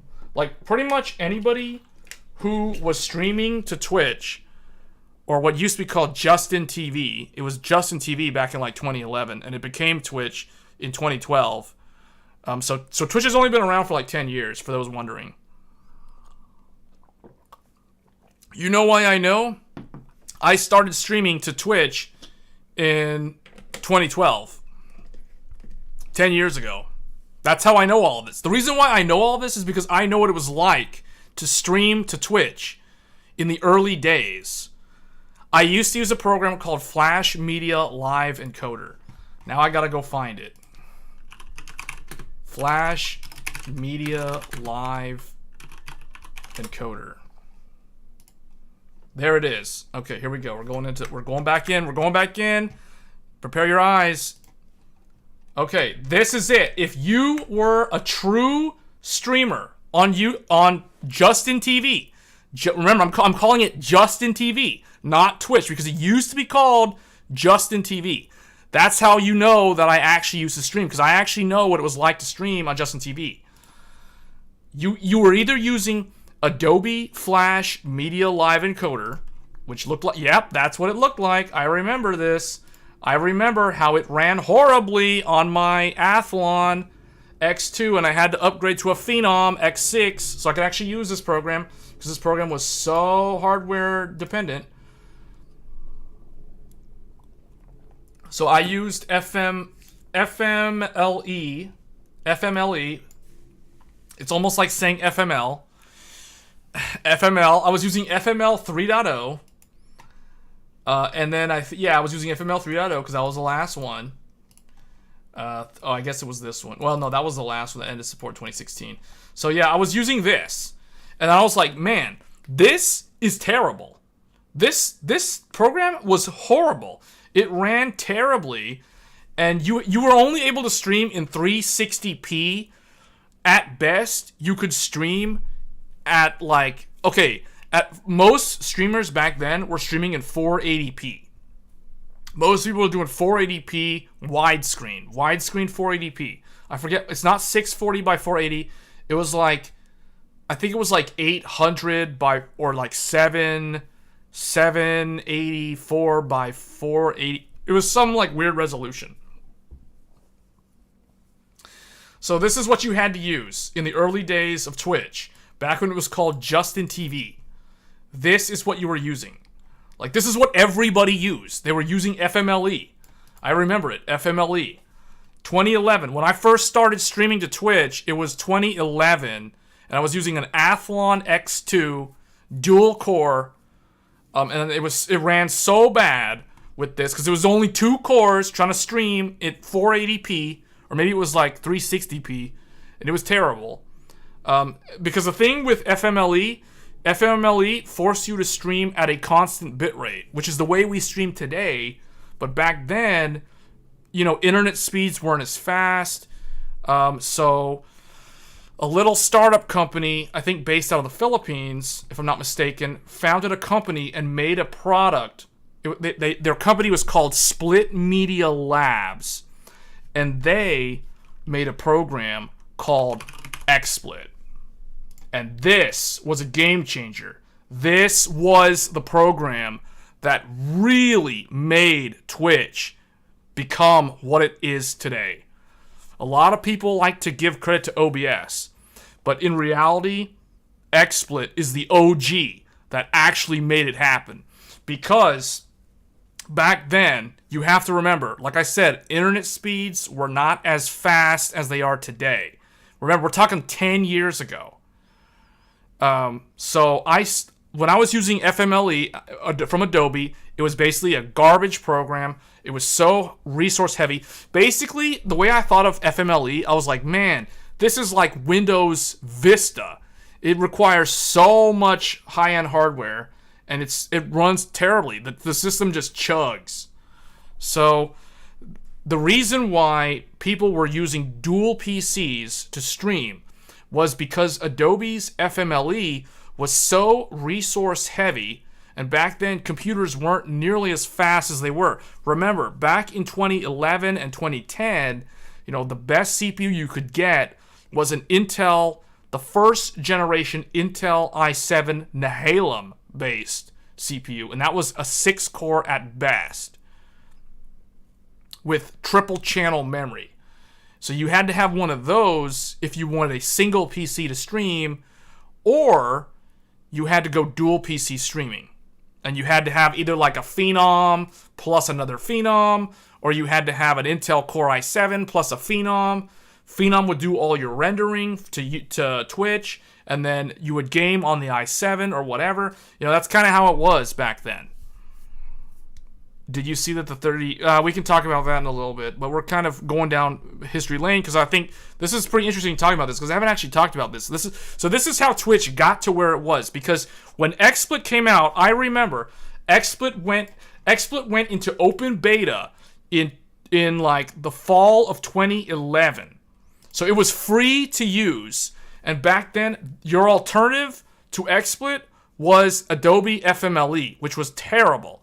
So the cool thing about XSplit, the thing that made XSplit a game changer back then, was XSplit allow you to stream at a variable bitrate, or VBR. Back then, like if you were using Adobe's thing, you were stuck on CBR, constant bitrate, which would make your internet chug, or you had to have like really expensive internet back then. And you know, you had to stream with like very fast or super fast because CPUs weren't nearly as strong as they are. So your streams literally look like garbage. And that's the reason why people who were serious about streaming to Twitch in the early days had a dual PC setup. Because if they wanted good quality, they had to have a dedicated PC to encode the video in real time and not like make their game run at like 5 FPS, right? So that's the reason why it changed big time.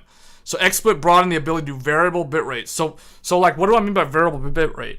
What that means is like, if I'm streaming, like, and I'm talking to you guys, and all I'm showing is primarily a static image, like right now we're just showing the Wikipedia page of XSplit, this image doesn't require much bandwidth to make it look good. So with XSplit, the cool thing was if you're just like if someone was streaming on Twitch and all they're doing is talking, like they're just chatting, if I'm just chatting, like my bandwidth would go way down. Like XSplit would dynamically crank it all the way down to like 500 kbps or something.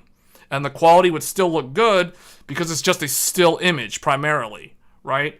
So, and then when you start playing a game and the scene starts transitioning a lot, XSplit will automatically crank it up to like, 3 kbps or more realistically like 2 kbps or whatever like the maximum was back then. Right, so that was the days of VBR. But then I think in like 2013 or 14, somewhere around there, Twitch was like, we're not going to do VBR anymore. Everybody needs to standardize on CBR. So everybody went back to constant bitrate. So the whole variable advantage that XSplit had kind of went away after that. But this was the OG. This is the program that actually made Twitch what it is today. Because this program allowed so many like amateurs with not so great internet actually be able to stream with relatively okay quality, and then slowly build up an audience. And then as they got more viewers, then they got partner status, then they could afford a better internet connection, then they could upgrade their PC, and that's how they just built up their channel over time on the back of this program. So a lot of people don't know that. And then, of course, OBS came out, and, OBS basically did the same thing as XSplit. It started off as kind of like a buggy mess compared to XSplit. So back in the day, like, I always used XSplit over OBS. Back when I was trying to actually, like, stream on Twitch regularly, and this was, think of this, like, 2013, 2014 time frame, was when I actually tried to be a Twitch streamer. I would always use XSplit. I never actually used OBS. I used OBS for, like, local recording, but I never used it for actual streaming. I tried to test it out, but it was always kind of like buggy in the early days.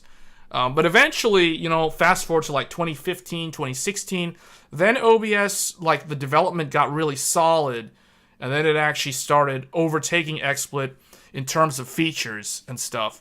So, but the cool thing about XSplit that I still think it's an advantage over OBS is if somebody wants to dual stream to like 2 different websites. So for example, if I want to stream to Twitch and YouTube at the same time, XSplit lets me do that easily. With just one instance of XSplit running, I can stream to more than like 2 different providers. I can stream to like Ustream, Nico Video, YouTube and Twitch, Vimeo. Like I can stream to all of them provided I had the bandwidth for my ISP.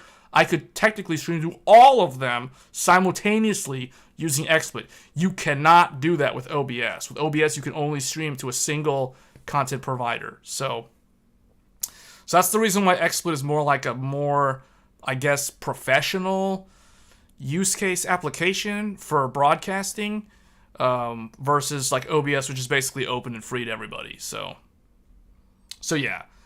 I guess the conclusion for this history lesson is XSplit, like Twitch literally was built on the back of XSplit in the early days, and then fast forward to like 2015 and beyond, then OBS took over and then carried Twitch to where it is today. So a lot of people don't know that. Like seriously, a lot of people really don't know that. You had to have been an OG like in the market back then to really know like what this stuff is and what was better and what people actually used. So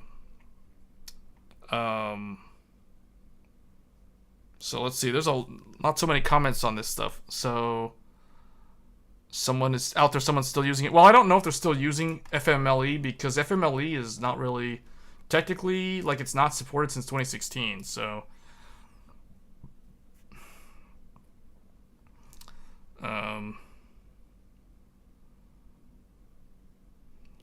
it said sold. What? Oh. Best Buy was listed at. Yeah, that's clearance. This is just clearance stuff. For the FE model, but I think nobody saw it being really sold. Yeah, honestly, like, I never saw any of these GPUs in stock ever, like, since the beginning of this year. At least none of these FE models. Today you can get a stream 1080p 60 on phones. Yeah, I know. You couldn't do that back then. Like, I want to say 1080p 30 FPS started around probably like 2017, 2018. And then like 1080p 60 became a thing. It became more mainstream around like, I guess 2019. Because realistically, like back then, this is the reason why like Ryzen, the first generation of Ryzen was such a game changer. Because before Ryzen, you couldn't really stream at 1080p 30 FPS. Maybe 30 FPS. But you couldn't really stream at 1080p 60. It was basically impossible without doing a dual PC setup. I mean, you could do GPU encoding, but GPU encoding would really suffer in terms of FPS loss. If you were using NVENC back in like 2015, the quality was really bad. It was really bad, actually. Like, honestly, NVENC in 2015, like Maxwell, like a GTX 970 for encoding to Twitch was terrible. It looked so bad. And you know why I know? Because I have one, and I actually tried to do it. That's why I know it's so bad. So back then, everybody was CPU streaming. Like, GPU encoding never became a thing until like literally right around like GTX or RTX 20. It was basically like the Turing. Turing was really what kind of changed the game.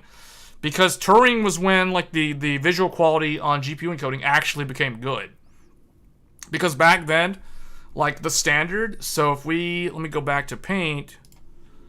So back then, if you wanted to stream, we'll use over here, but then we're gonna have to delete the history lesson in a little bit. So back then, if you wanted to stream, there were different quality levels or different speeds. So there was super fast, very fast, faster, fast, medium, slow, very slow, and something called placebo. And there might be another one up here called ultra fast. So, if you're not familiar with streaming, this is kind of like the secret sauce. I don't know if I should be telling this because it's kind of like trade secrets. But ultra fast is like blocky, terrible quality. Let me bring this down here. So, ultra fast is horrible looking. It's like the worst. Like nobody streams in ultra fast. Super fast, like pixelated, awful. Awful quality. Very fast is called default. This is what you actually stream at. But this is not the ideal. Then there was faster. Oh, you can search it all on YouTube. Yeah, I guess. Then there was faster, which you needed good PC, needed a good CPU, needed a high-end CPU, I should say. Needed high-end CPU. So for this, you needed at least an i7 4-core 8-thread, like at least. And then there was fast. You needed a 6-core 12-thread to actually do this. But now we come to medium. This is the golden standard. This is the one that every streamer wished, or basically this was like a goal of a streamer, like an up-and-coming streamer who was serious about visual quality and being able to retain their audience because the stream would look good. This was the secret one. Medium.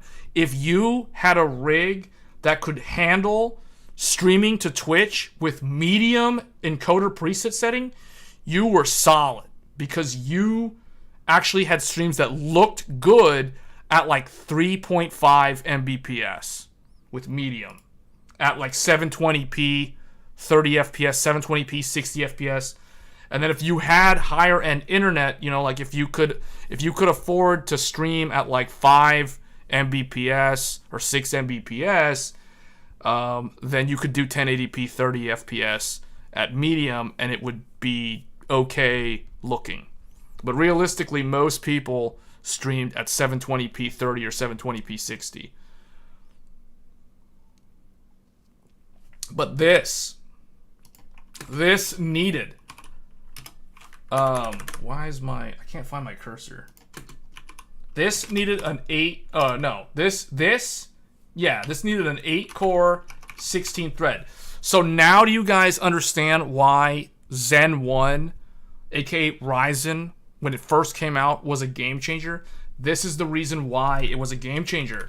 This is the reason why. This alone was the reason why it was a game changer. Because when the Ryzen 7 1800X, the 1700X, and the 1700, when all those CPUs came out, those in the know who like wanted to stream on Twitch or already were streaming on Twitch and they wanted to upgrade their rig so they could actually stream at better quality, Ryzen was the secret sauce. Ryzen is what allowed the majority of people on Twitch to actually stream at medium preset level and get good looking quality.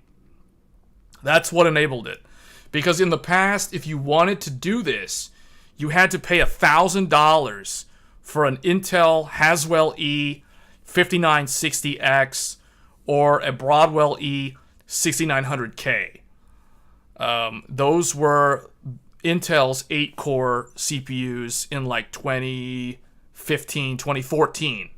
So like the first DDR4 based CPU was the Intel HEDT X99, aka Haswell E. It was a 5960X. 8-core, 16-thread from Intel. That was the first one. But you got to remember, that CPU was $1,000. And the motherboard was like another $500, $600. So you can see how that was so cost prohibitive. So anybody who wanted to stream on Twitch typically couldn't afford something like that, especially if they were trying to do it just for a hobby and see how well they can build an audience from scratch, right? That is the reason why it wasn't really until Ryzen that Ryzen literally opened the floodgates and allowed, you know, every random Joe that could afford like a $350 Ryzen 7 1700, now they can stream at medium quality on Twitch, and now their stream actually looks pretty good, you know. So that was the game changer. So what made NVIDIA's NVENC so good is because Turing, aka RTX 2080, 2080 Ti, 2070, 2060, NVENC with AVC, H.264 encoding, got very, very close, almost unable to tell the difference, to medium preset. This is the reason why people started recommending NVIDIA GPUs for streaming. Because if you could get a 2080, or not even a 2080, like a 2070, you could now stream and get image quality that typically would require an 8-core, 16-thread CPU. That is the reason why NVIDIA started becoming, you know, like the go-to recommendation for Twitch streaming, because RTX 20 series NVENC actually looked very, very similar to medium quality preset.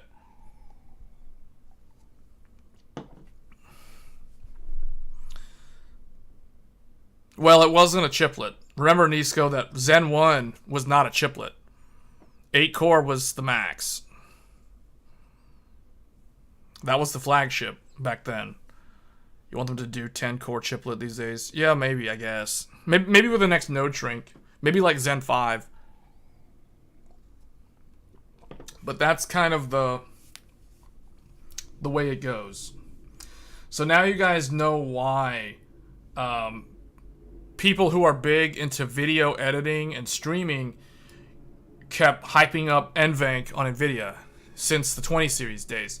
It's all because the secret unwritten rule, kind of that secret sauce golden standard of medium quality hidden from the public's eyes, NVIDIA was able to get very, very close to the point where if you look at, if you compare them side by side, CPU-based encoding at medium quality versus NVENC on Turing, they look almost identical. That's why NVIDIA got really, really popular in streaming. And this was around, like the second half of 2018 was when that trend started.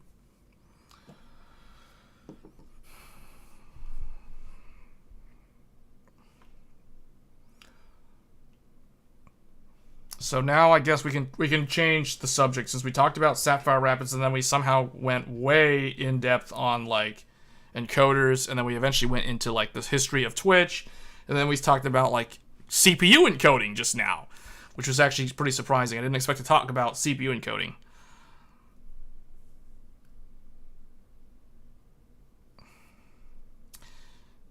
Yeah, kind of, I guess. I mean, they didn't really use there was no I/O die and there was no interposer on Zen 1. It wasn't until Zen 2 where they actually introduced chiplets. But yeah, so the bottom line is there's been a lot of advances in CPU technology and encoding and all that kind of stuff on both the CPU side and the GPU side, because obviously, with more cores and higher IPC, you can get like medium encoding quality at like 1080p now. You couldn't really do that before. Reinforced PCIe slot matter, or is it just marketing buzz? It's mostly marketing buzz. It's really just going to mostly be marketing buzz. What it will do, the extra metal will help, like in the event that if you're transporting the PC, like if you put the PC in a car and you start driving somewhere with it, it's more likely to support the GPU and not crack or break if you go over like a speed bump or something. But in all reality, it's not really that big of a deal.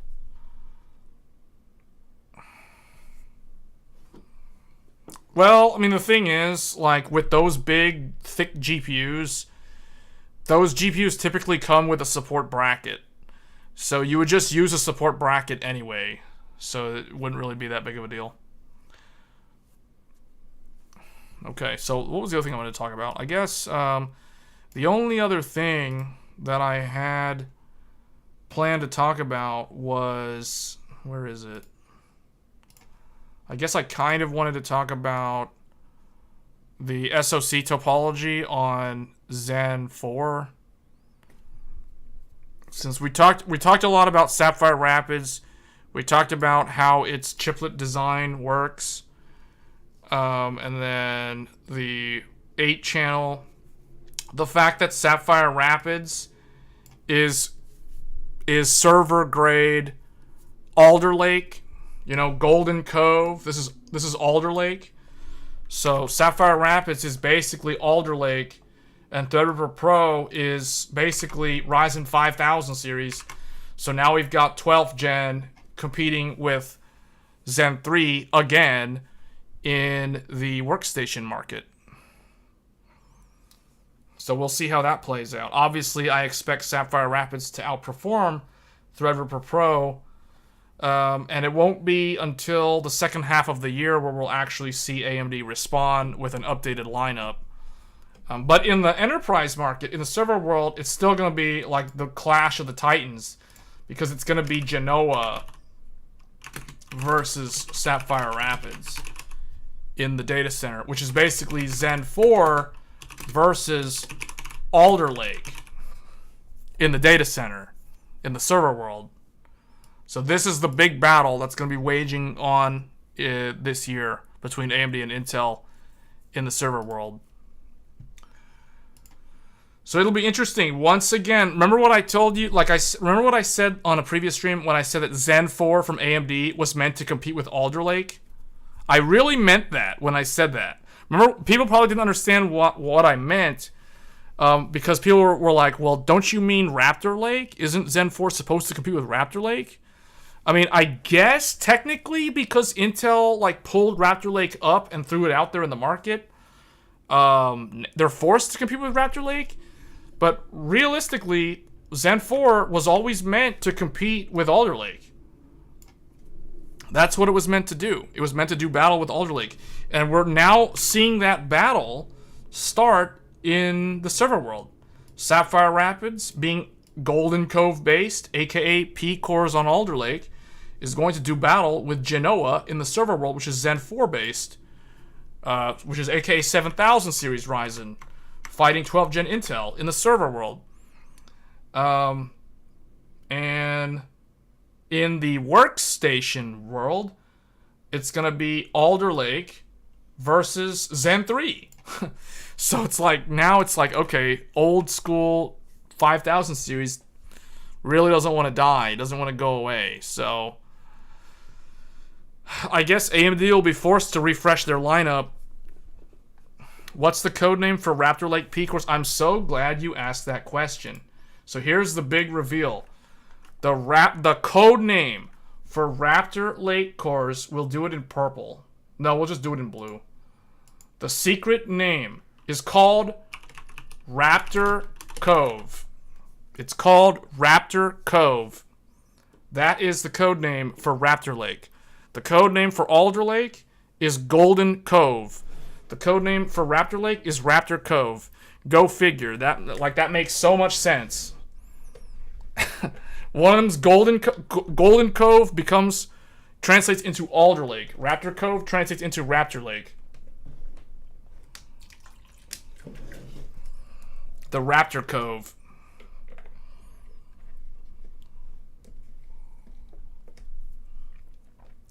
Always have been. It's funny, the word Raptor doesn't change, but the word Golden does change. I don't know, to me, Golden Cove sounds better than Raptor Cove. So, I don't know, and in the laptop world, it's even more like weird because just last year we had Tiger Lake.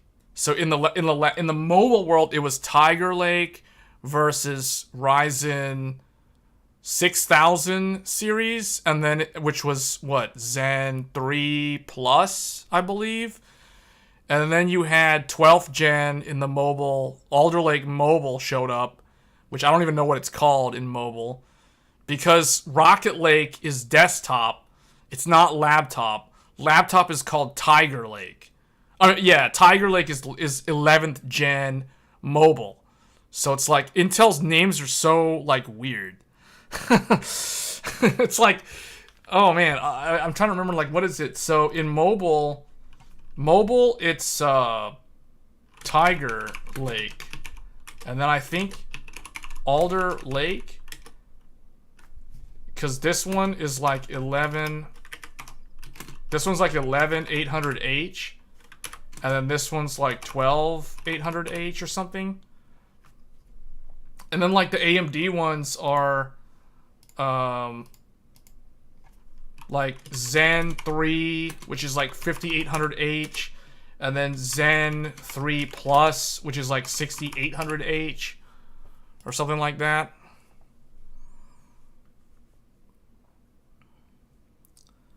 AMD does the same thing. Well, AMD's is, oh yeah, AMD has code names. AMD has code names too. That's right. AMD's got code names. This one is Rembrandt. This one was, I don't remember. Cezanne? Cezanne. Something doesn't sound right. Is that Cezanne? I can't remember. No, it's not Cezanne, is it? It might be Cezanne. I can't remember, because Carrizo is another one, and I know Chagall is Threadripper Pro. So they've got code names too. Tiger Puddle for the mobile ones. Tiger Puddle? Bulldozer's like way back. And actually, Bulldozer had another name. Bulldozer's original name was Zambezi or something. Like, I never understood that there was actually two names. Like, Bulldozer was Bulldozer was also Zambezi, and then you had Pile Driver, which was the famous FX8350, which was called Vishera. I don't know why there was two names. I don't understand this. Why was there a code name for a code name? Like, I don't understand why there was a code name for a code name. Because if you had one of those CPUs and you load up CPU-Z, like if you had an FX8150, CPU-Z would call that Zambezi. If you had an FX8350, it calls it Vishera. You would never see the word Bulldozer or Pile Driver anywhere. Like, anywhere in the software. So I don't know, like, where these names came from. I only know, like, I remember these names were the actual code names for the architecture. I don't know, like, what this stuff was. This is the stuff that you would read in, like, tech articles. But then anytime you actually had the piece of silicon in hand, it would be using these names. So it's like, I don't understand that. No, it had nothing to do with binning. It had nothing to do with binning.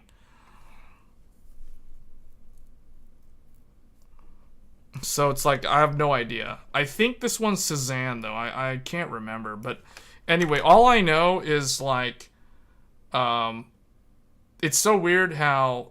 I guess, you know what? Maybe this is, like, the core architecture, and this is the actual, like, CPU name? I don't know. Something like that. Because, like, for example, Alder Lake is the name of the actual CPU, but Golden Cove is the name of the performance core.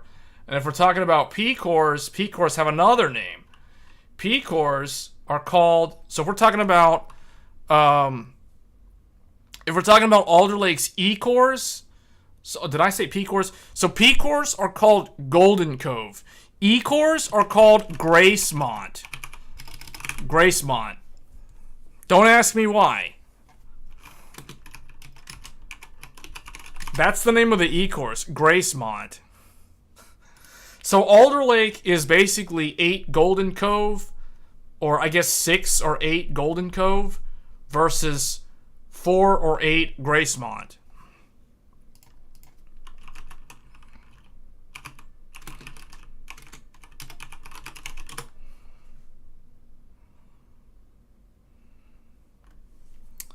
So, Pile Driver is such a cool name. Sad the AMD FX line was kind of lackluster. Zen 4 high-end mobile CPUs are called Dragon Range.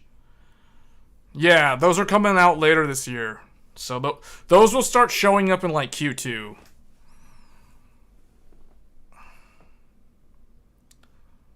Yeah, so I currently have two laptops. Both of them are ThinkPads. One of them uses Tiger Lake. So I have an 11800H, and I have a Rembrandt Zen 3 Plus 6800H. And the thing is, the Tiger Lake one comes with like a 90 watt-hour battery, and the Rembrandt only comes with like a 70 watt-hour battery, but the Rembrandt gets better battery life than the Tiger Lake. So it's like, yeah...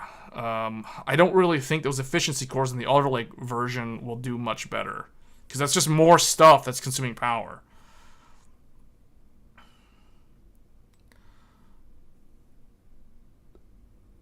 Meteor Lake coming to desktop, or is it just mobile? Meteor Lake, hold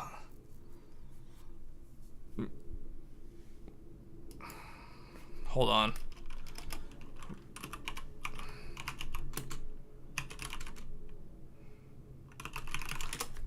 You know, I don't think Meteor Lake is coming at all this year. It'll probably come to both. It'll probably come to desktop first, if I had to guess. Most of the laptops today, like, what? Isn't like 13th gen mobile coming out? Let me see. Yeah, 13th gen. 13th gen mobile processors delivered in the next generation. HX series. Are these coming out soon? Or are they already out? I don't even know. I guess they're coming out later this year. Yeah, no, we're just gonna get, what did they call it? Like, is it just Raptor Core? Raptor Cove again? No, it's just gonna be Raptor Lake. Raptor Lake hasn't even come out yet, as far as I know. Like, for mobile. I don't know. I don't really pay much attention to mobile in the first part of the year, because you can't really get, like, any of the new mobile stuff until the second half of the year, realistically. So I don't start looking at mobile until, like, July. Typically. Like, okay, like, when the year starts, CES, they always show, like, oh, this is our roadmap for mobile. But realistically, you can't actually buy any of that stuff until, you know, like, April or May at the earliest. And then you don't really see, like, all the really good ones show up until, you know, the second half of the year. More like the holiday season. So Meteor Lake is not coming out this year. Meteor Lake is like next year. So literally, like, we are going to get new CPUs on the mobile side from both AMD and Intel, but that's coming out, like, you know, later. Dragon Range and whatever the Intel one ends up being. It's probably just, I don't know. Intel's weird. Like, didn't they? Because they didn't use Rocket Lake for 11th gen. They used Tiger Lake, but I think they did actually use Alder Lake for mobile. Like, they use that name. Yeah, they use Alder Lake's name for mobile. That's weird. Like, Intel really likes Alder Lake. Intel's favorite CPUs currently are Alder Lake CPUs. Not Raptor Lake. Definitely not Rocket Lake. It's Alder Lake. It's all about Alder Lake. This year is all about Alder Lake. This is the year Alder Lake will make its stand. This is the year that Alder Lake will leave its mark upon the world. Forget about Raptor Lake. Forget about Rocket Lake. Forget about Raptor Cove. Tiger Lake.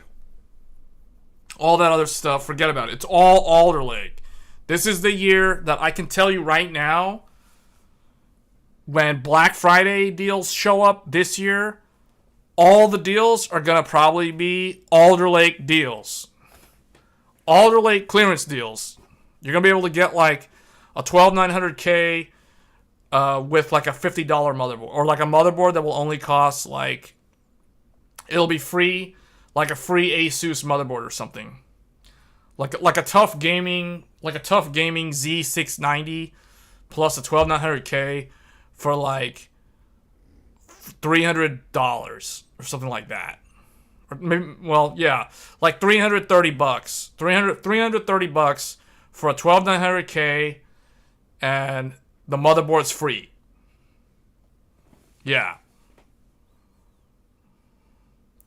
What would be better? The 12900K, the 13700K is better. But remember, forget about that. This is the year of Alder Lake. Even though the 13700K is objectively better in every way, this is about Alder Lake. Pretend that Raptor Lake doesn't exist. Pretend that AMD doesn't exist. Pretend that Zen 4 doesn't exist. Forget about X3D. You don't need to worry about X3D. Don't worry about that. Let other people worry about that problem. This is about Alder Lake. It's all about Alder Lake. Focus only on Alder Lake. Don't focus on anything else. Don't focus on Tiger Lake. Don't focus on Meteor Lake, because that's next year. Forget about Meteor Lake. Forget about Raptor Lake. Forget about Rembrandt, Cezanne, Chagall, Threadripper Pro, all that stuff. Forget about that. Buy the new Celeron and overclock it to 6 gigahertz.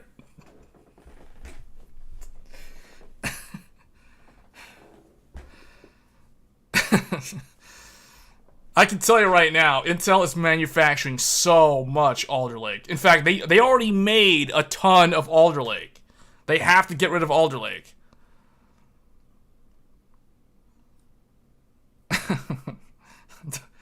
We're not talking about 13700K. Forget about 13700K. That's not what this is about. This is about Alder Lake. Why is it about Alder Lake? You guys think I'm making a joke. I'm kind of being funny, but realistically, this is the year of Alder Lake. Why? Because most of the laptops that Intel will sell this year will be 12th gen Alder Lake based. Most of the CPUs that Intel will sell this year in OEM systems from Dell, HP, Alienware, Omen, Legion, Lenovo, etc., Maingear, whatever, will be Alder Lake based. They will have the most deals. They will have the most discounts. The fact that you can use DDR4 with them or DDR5. But really, the real reason is what we talked about in the stream. Sapphire Rapids. Sapphire Rapids, under the hood, is glorified Alder Lake. That is the reason why this is the year of Alder Lake.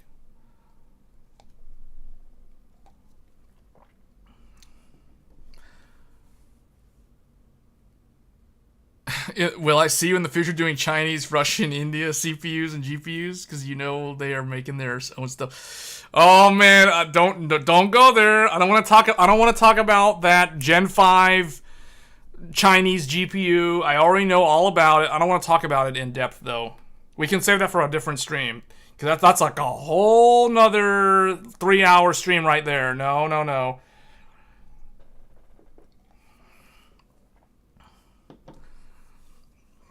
Don't get me started on ARM and ARM64 and all that stuff.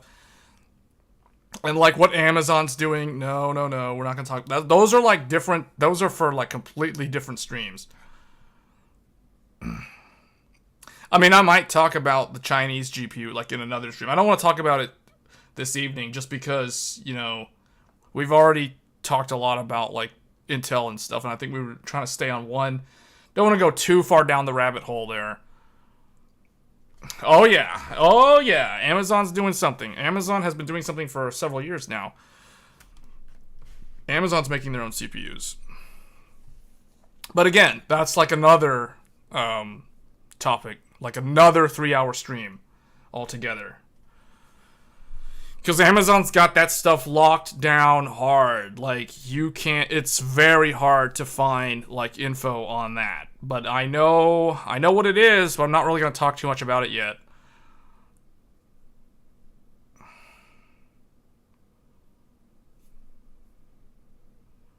Amazon basic CPU for it's literally like a ripoff of like the 12400F, which is Alder Lake again. Like I said, it's all Alder Lake based. So you guys think I'm joking, but here's the thing. You got to remember, like, Alder Lake launched toward the end of 2021. So the way I look at this, the way I think about the future of technology, I think about computing for the next 5 years up to 10 years. You got to remember, when I think of the last decade, so 2010, or I guess 2011, all the way to 2020. You got to think about that. What was the memory standard? DDR3. So look, the first half of the previous decade was DDR3. And then in the middle of that decade, we transitioned to DDR4. What do I mean by that? Well, Skylake, the first consumer desktop platform launching in August of 2015, was the first DDR4 on consumer. Now, Haswell E, which launched in 2014, that was the first HEDT platform that was DDR4. And then when Ryzen came out, just like with Zen 4, Zen 1 was exclusively DDR4. So that was that set the stage for like the remaining part of that decade. Now we look at this current decade, so 2021 all the way to 2030.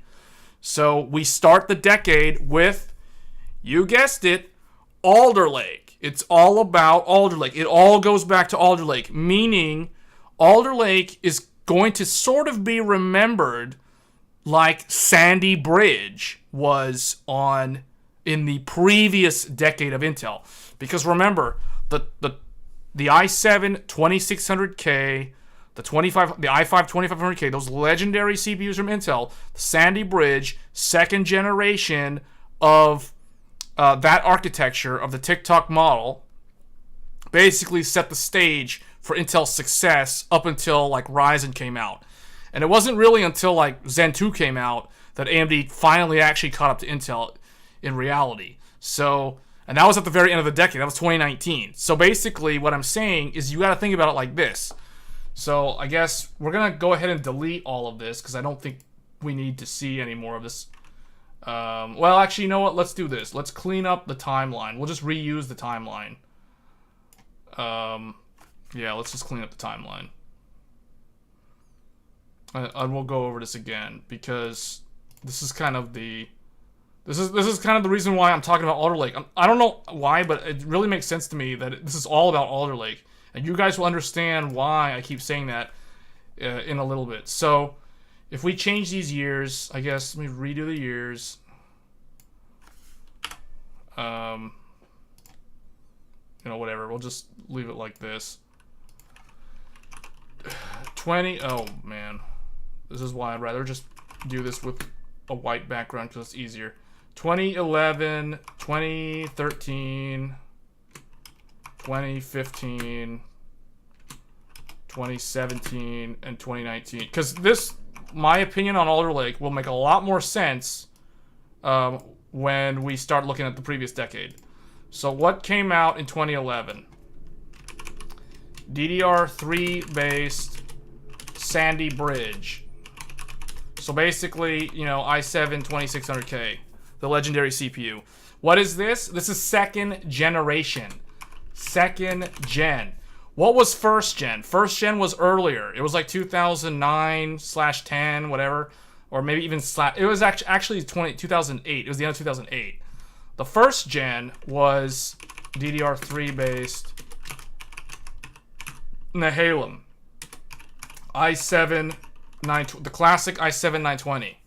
So the way I think of it is if we look at the middle of the decade, so we look at 2015, 6th gen Skylake i7 6700K. Yeah, that was 2015. This was the first DDR4 on consumer because 2014 was actually DDR4 on Haswell E on HEDT. But we're going to kind of skip over that one for now because the thing is, if you understand, the way I always think about it is if you understand history, if you understand like the timeline of when things actually launch, you can, with pretty good accuracy, you can predict when new products will launch, even without having to look at leaks, without having to like dig for articles online for like, you know, Twitter posts or whatever of so-and-so saying like this thing's coming out when it is. You can pretty much guess with high accuracy when things will come out if you understand the history. So if we fast forward to, you know, 2021 and then 2023 and beyond. So let's just look at 2023, 2025, and then we'll just go up to like 2027. We'll just stop there. So 2021 was Alder Lake.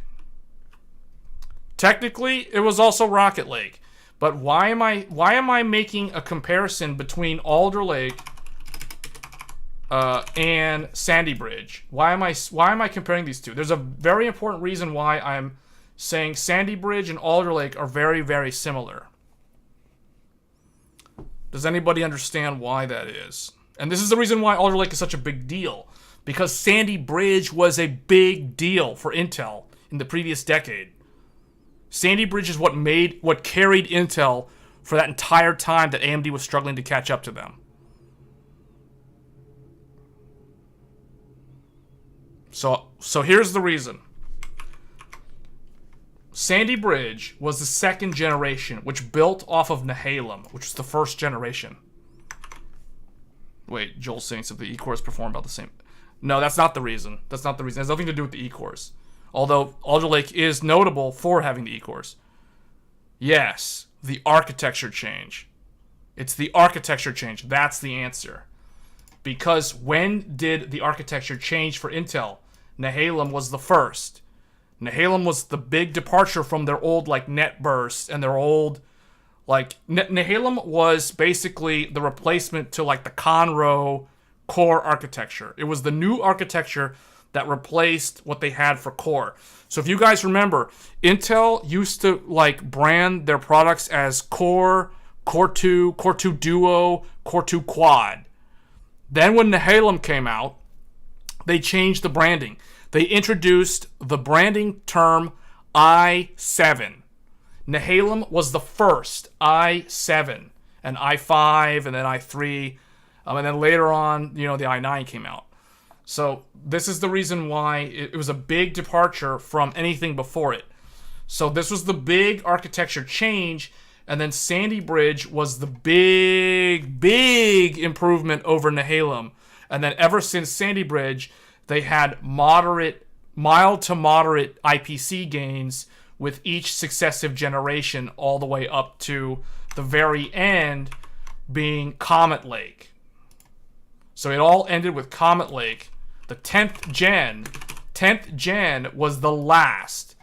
10th gen was the last of that core architecture in 2020. It launched in 2020, in like early 2020, like Q2 2020 was the 10th gen. That was the end of the line for this long family line.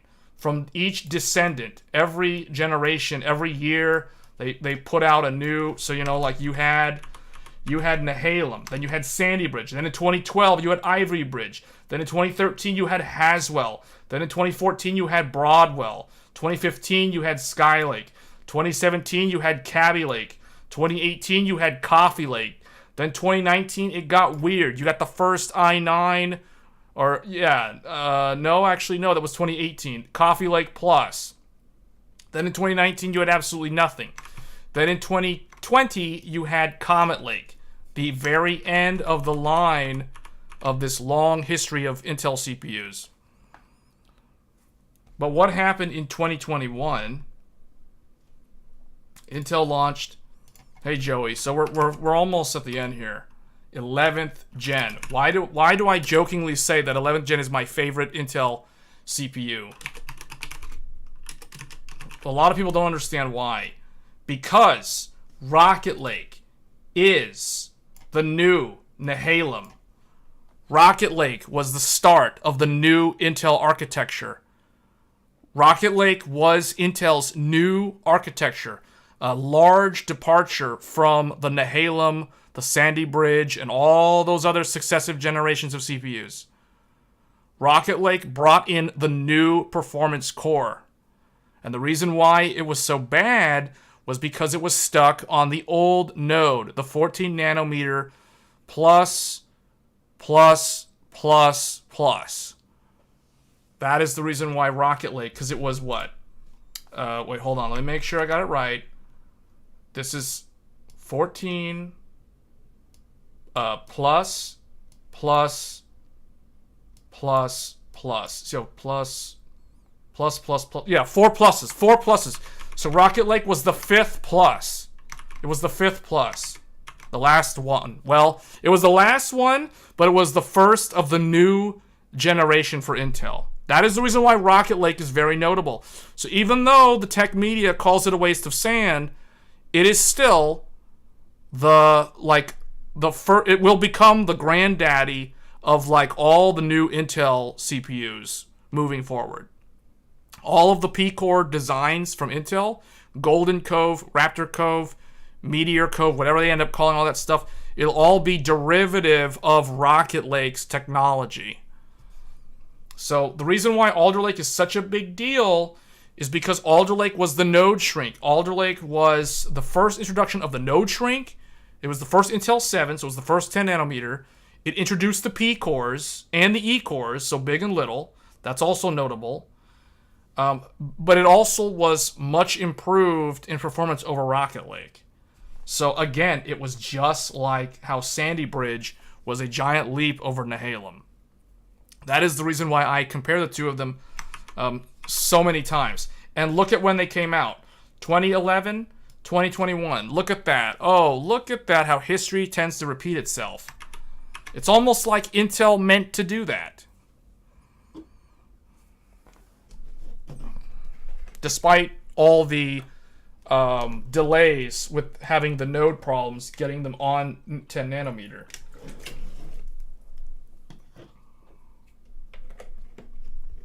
So, technically, 2021 is the year of Rocket Lake, which means 2022, aka last year, was the year of Alder Lake. 2023 is actually the year of Raptor Lake. So this year is the year of Raptor Lake.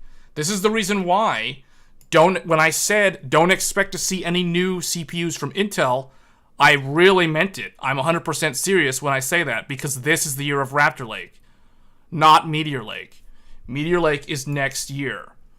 See, when you have visibility into the entire timeline, it makes a whole lot more sense. Alder Lake is 2022, Raptor Lake is 2023. Why? Because Intel forced Alder Lake out early because Rocket Lake had such a negative reception back in 2021. So they don't need to do that now. So anyway, so that kind of puts us where we are. And then again, Alder Lake was a 2022 product for desktop. And it also was for mobile. So you will see mobile get refreshed to Raptor Lake later this year. But for data center, for servers and workstations, Alder Lake is just getting started. So this is the reason why Alder Lake isn't going away anytime soon. And if you're someone who's upgrading to a newer platform and you're waiting until Black Friday to do so, expect all the really good deals, at least on the Intel side of the house, to be Alder Lake based deals, not Raptor Lake. I mean, there might be a few Raptor Lake, but I don't really know if they'll need to do that because Raptor Lake isn't getting replaced this year.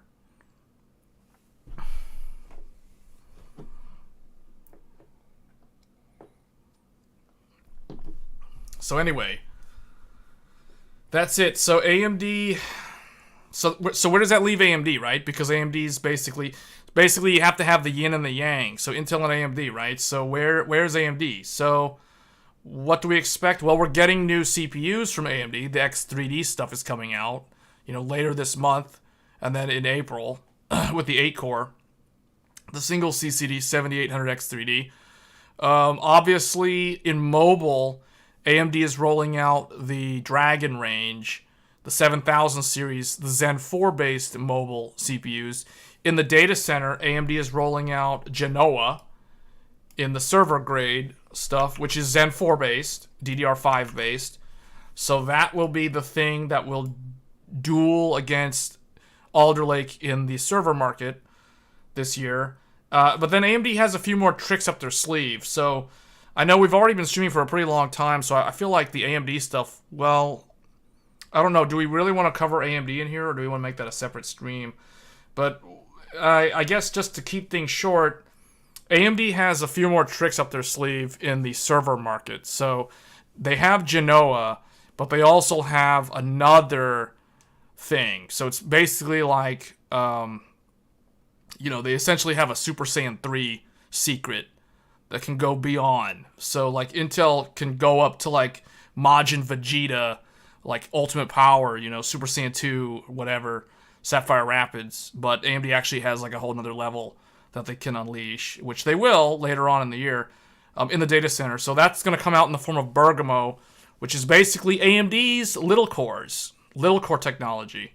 So not only does Intel... So here, it's funny, right? Like, they're basically copying each other. So AMD had chiplets, now Intel's doing chiplets, although they call it tiles. And AMD had interposers. Intel's coming out with EMIB, which is the same thing. And then now with AMD in the data center, Intel had big core, little core with Alder Lake. Now AMD has big core Genoa, and then soon they'll have little core Bergamo, 128. Think of it like 128 E-cores on an AMD server CPU, which is Bergamo. So that's coming out later this year too. I think probably like May or some around there for data centers. So, and that's gonna be very, very energy efficient for what it is. So that's gonna be really interesting to see. Although I'm not exactly sure what the use case for that is. Besides cloud content providers like Netflix, Disney Plus, Apple, Amazon Web Services, Microsoft Azure Cloud. Basically anybody who has the big like transit gateways inside their networks and SD-WAN circuits and IPsec tunnels and all that stuff, they're probably going to be using Bergamo. Maybe virtualized networking. So like think running like a giant router with the full route table off of a server. Not needing a router to do that. Maybe Bergamo might be able to do that.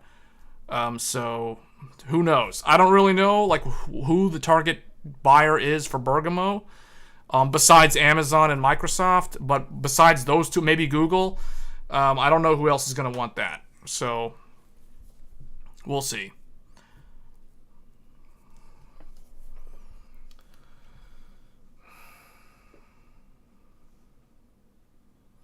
But I guess the last thing that I'll talk about, we'll just talk about like AMD's.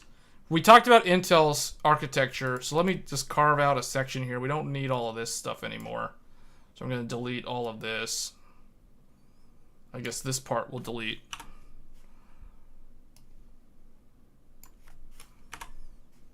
And then we'll just do that. So I just want to quickly go over like the system on a chip topology for AMD's processor. Wait, why is it like this? Oh, because it's okay. So the way AMD's CPU is different from Intel's, because remember I told you how the chiplet is structured for Intel. Well, I guess I should say tile. The tile on Intel, how it's structured. AMD's one is quite a bit different. So, and this might explain why AMD, you can't really run high frequency RAM. Like when I say high frequency RAM, I mean like running RAM above 6,000 megahertz if we're talking DDR5. The other thing too that's really weird is we talked about this in a previous stream, but Intel, as Joey had pointed out in a previous stream, if you're running DDR5 with Intel, you're always stuck in Gear 2 mode. But for some reason, AMD can actually run in Gear 1 mode up until the mega transfers are at like 3,000 megahertz. So basically 6,000 megahertz RAM. Once you go above 6,000 megahertz RAM, then you can't really do a 1-to-1 ratio anymore. You're forced to use it in Gear 2 mode. But the thing is, realistically, you can't really run DDR5 way above 6,000 on AM5 in the first place. So it's almost like it doesn't really matter too much. So the way it's set up, I guess, well, am I going to be able to show everything on that square? So essentially you have two core complex dies. If we're talking about a typical Ryzen 9 processor, so in here you have something called a CCD, and then inside the CCD you have the core complex, or the CCX. So this thing is unified. This is going to be like 8 core, 16 thread, 32 megabytes of L3 in one of these. Okay, I knew I needed like a larger square to draw this. Maybe I can squeeze it. Well, you guys get the idea. It's a CCX with 32 megabytes of L3. And then you have the exact same thing over here. You have another CCX. You have 8 more cores in there, 32 megabytes of L3, and another CCD. So then what you have here, this is where it gets kind of interesting. So we were talking about the EMIB on Intel. So AMD has something in the CCD that essentially it's kind of like the interposer or the EMIB on Intel. But what this is part of the Infinity Fabric. So this is an Infinity Fabric interconnect that's part of the CCD. So the thing is, like, a lot of people are probably wondering, like, what's the difference between a CCD and a CCX? Aren't they the same thing? Well, no, not really, because the CCX is just the cores. It's literally the cores and the L3 cache for the cores. The CCD contains the CCX, and it contains like an interconnect to the fabric. So that's what's inside the CCD. So those things then connect to another structure, which is probably the most interesting structure. People probably already know what this is. Anyone who's tried to overclock the processor probably already knows what this is. But this thing is called the I/O die. So this is your input-output die. This is the thing that's made on that other process node. So, like, for instance, the CCDs are made on the TSMC 5 nanometer. I think the I/O die is made on the 6 nanometer, if I'm not mistaken. I think this is the 6 nanometer I/O die. So this is how AMD can be more cost effective at manufacturing. The reason why they do the chiplets, by the way, is because they can get better yields per wafer. Because think about it, if I have a smaller CCD, right? Like for instance, if I wanted to make a big monolithic die that encompassed all of this stuff, the likelihood that a defect happens somewhere on the wafer, you know, okay, this part's broken, now I can't use the die. But the thing is, because they're all small, because it's a multi-chip module, or it's like a smaller modular design, the likelihood, like, these are all separate entities, so the likelihood of a defect hitting one of these at random, okay, it might hit one there, so this is bad, I can't use this, but I'm able to salvage this, I'm able to salvage that. So you can see where the advantage is when it comes to a manufacturing standpoint, because you can avoid failed components because everything's smaller. It's less likely to get hit. Think about it like this. A human versus a mosquito, or I guess, okay, that's probably a more extreme comparison. A human versus a cat. Well, okay, maybe that's more accurate. A human versus a cat in a hailstorm out in the middle of nowhere, where nowhere to hide. The human is a larger target. So think of the human as like a monolithic die. And the hail is, like, if the hail hits, it can cause a defect. It can damage. It can cause an injury. So we're talking like softball-sized hail. So a cat is like a chiplet. So the likelihood, the probability that a cat, like a regular house cat, gets hit by a softball-sized hail is going to be slightly less than a human, or let's say a tiger, right? Because it's smaller, so it's less likely to get hit. The probability goes down. That's the reason why, that is the reason why, like, you're able to get better yields by these things being smaller and modular. So that's the primary advantage from a manufacturing standpoint. So, but what's in this I/O die is very interesting. So you got the Infinity Fabric interconnect that connects to the CCDs. So you have the IF in here. And then you have something in the middle, which we'll talk about in a little bit. and then you have the IMC, you have the unified memory controller, and then you have your hub that will talk to like PCIe and stuff. So this I/O die is very important because it houses all these things that used to be part of the CPU. Well, it is part of the CPU, but you know, it's not in the CCD. So you have, you know, like IF, you have the Infinity Fabric interconnect, so that's going to talk to this guy. This guy's going to send to him via the interposer or the EMIB, if we're talking Intel language. And then it's going to go like that, and then this is going to go like this. Transmit and receive. So that's how the CCDs talk to the Infinity Fabric. So anytime, let's say, a core over here needs to talk to something that has stuff over here, it's going to have to go through the Infinity Fabric. And vice versa. Now, the Infinity Fabric, if we're talking overclocking, this is called F clock. This is the F clock, which typically runs on Zen 4.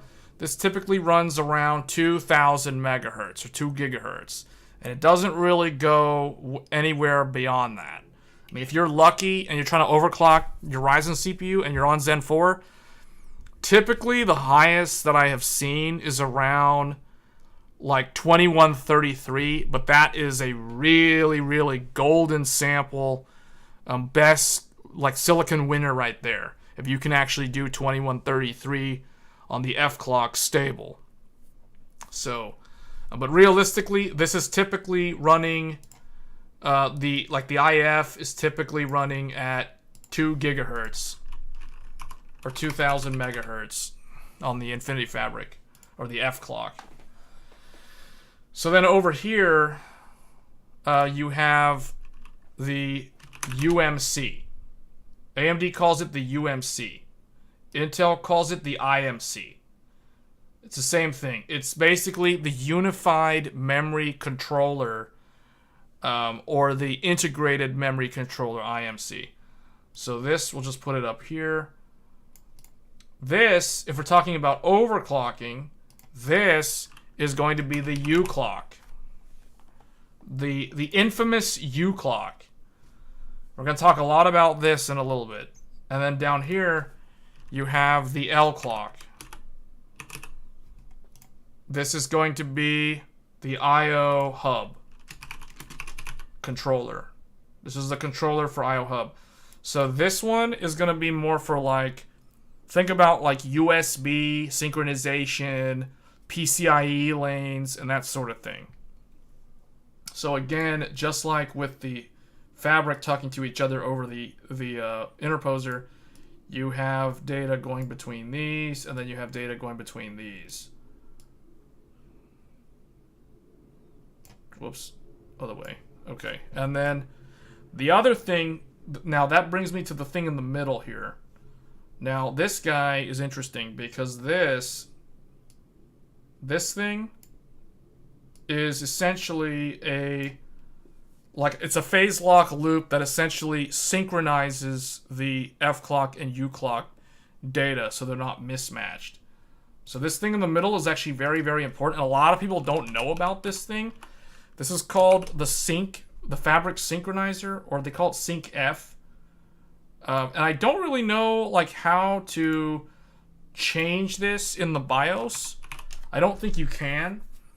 It's basically the Infinity Fabric operator that does synchronization of the data between your memory and your fabric. Because the thing is, with Zen 4, things are decoupled. The fabric runs at a different clock speed than the UMC and the CCDs, obviously, and the RAM. So, like I said, the fabric is typically running at 2 gigahertz, but the UMC, the integrated memory controller, or the unified memory controller, this, if we're talking about Gear 1, this is typically anywhere from, if we're talking, 2400 to 3000 megahertz, if you're in Gear 1 mode. if we're talking U clock equals mem clock, which is gear 1 mode if we're talking Intel.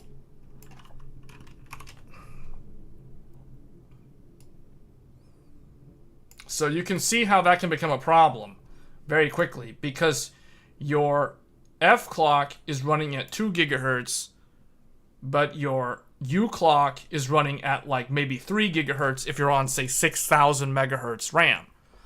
But even if you're running at base configuration 4,800 megahertz, 4,800 megahertz is still going to result in a U clock of 2,400, which is still faster than the fabric clock.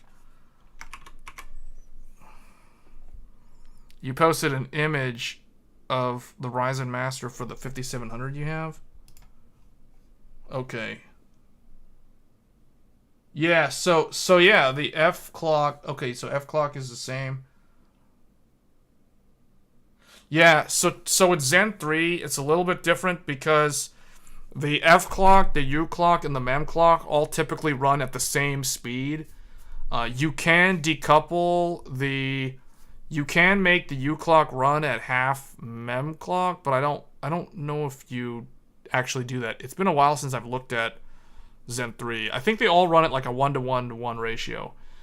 But with Zen 4, what's different is now it's more like auto for F clock, which is typically 2 gigahertz, and then you have 1:1 for U clock and mem clock, or you have like 1/2 or like 1:2 if you're talking about running it in gear 2 mode. So which is basically going to happen if you're having instability issues, which means your IMC is not that good. It's just unlucky you didn't win the silicon lottery, or you're running RAM above 6,000 megahertz DDR5. So like you're running like 6,400 megahertz, whatever. Then you have to run U clock equals half mem clock. The only other thing that I didn't draw over here is I forgot to draw the DRAM. So here you have your actual RAM. And why am I drawing 2? Because it's a dual channel system. So you have, you have A channel on the motherboard, and then you have B channel on the motherboard.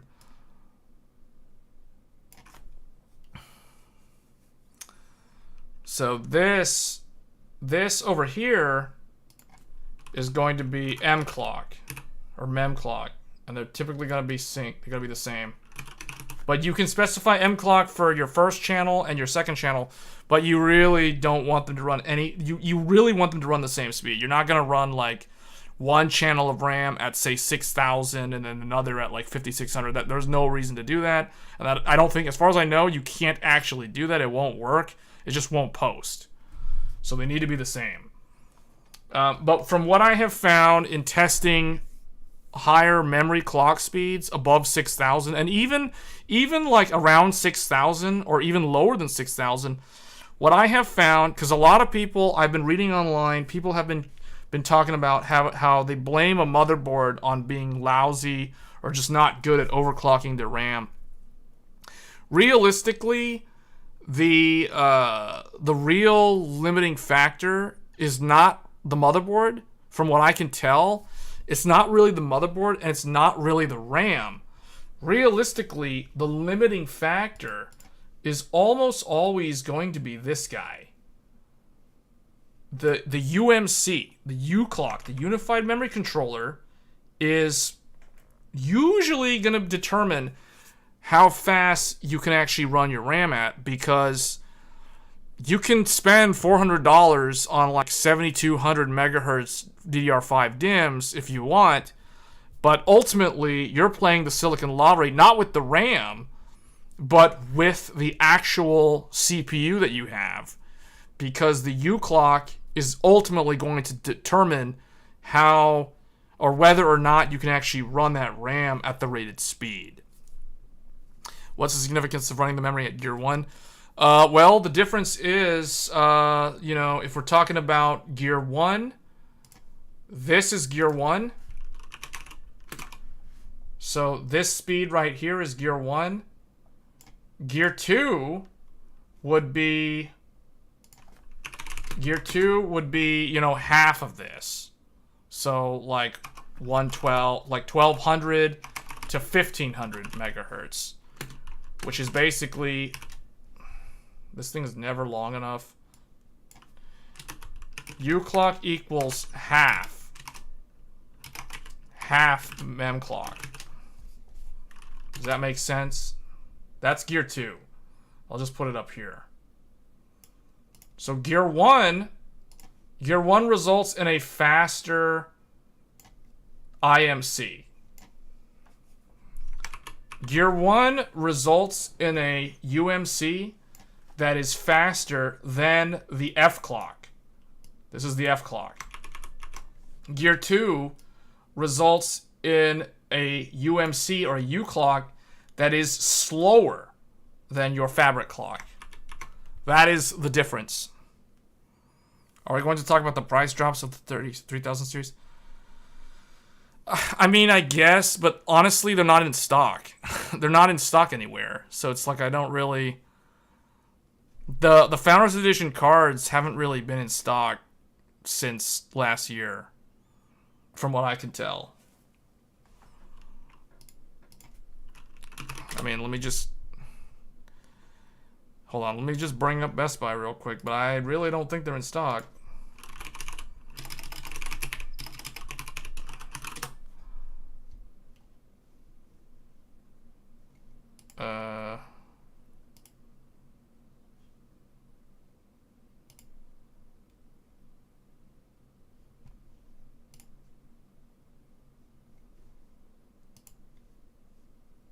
I mean, I don't really see them anywhere. They're not in stock. I mean, there's no real...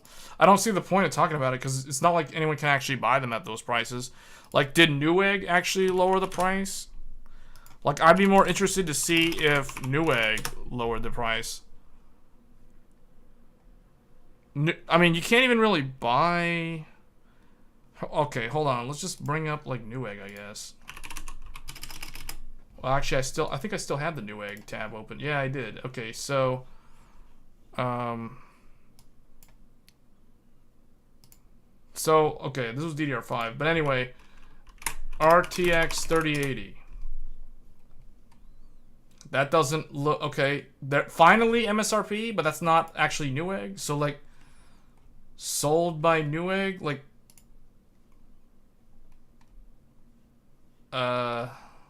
Okay, there's a refurbished for like $10 off what was supposed to be the original MSRP. So, I mean, that's why I don't really... These are all open box.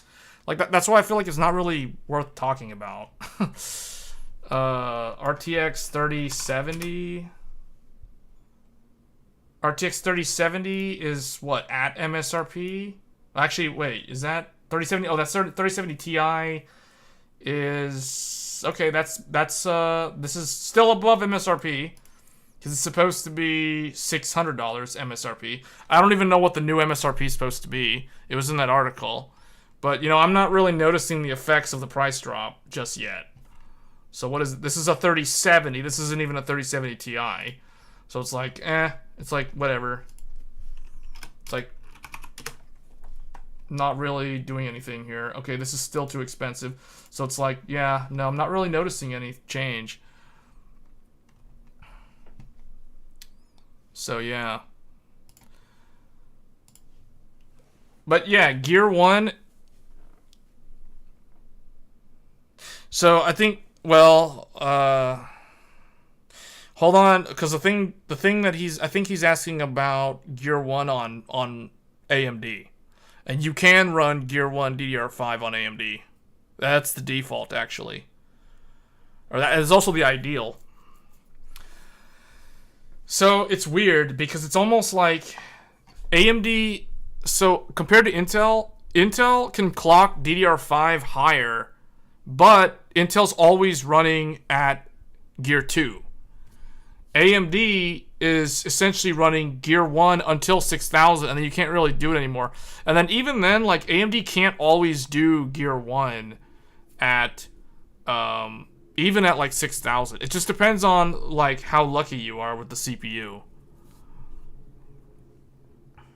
Wait, you can't? You can't run... But isn't U clock equals mem clock gear 1? You can do gear 1 on AMD up to a certain point. But you're really going to have to test stability. So, like, what I've noticed, if you're running DDR5 on gear 1, as long as you're, like, at 5200, which is stock, sleep mode works. It's a DDR5 thing? No, yeah, I know the whole, like, two commands per clock cycle. But by definition, gear 1 is essentially IMC and memclock have the same clock speed. Yeah, so what Joey's talking about is Intel. In Intel, you cannot do this. Like, you cannot do this on Intel at all. On Intel, you are forced to always run in gear 2 mode. U clock equals half mem clock. On AMD, you can run gear 1 up until 6,000 megahertz memory, but then after that, you can't do it. So, and then I think the other thing that I noticed was Hardware Unboxed. Hardware Unboxed uploaded a really good video today showing, like, the difference between DDR5 on a 7700X and DDR. He actually, okay, what I think he did interesting, although my only criticism of that video is why did he test a 7700X, which is like a $300-ish CPU, against a i9 Raptor Lake 13900K? Like, why did he do that? Because, like, this CPU is way more expensive than this one. He should have tested with an i5 or an i7. Like, a 13700K would have been a much better comparison, or more, I guess, a more price accurate comparison. But regardless, the results still show that with AMD, like, the DDR5 speed is not going to be able to go as high as Raptor Lake. And I think that's because the way he tested DDR5 on AMD, he was only running Gear 1 mode. He was always running Gear 1 mode on AMD, but he was always running Gear 2 mode on Intel because Intel doesn't even let you do Gear 1 mode.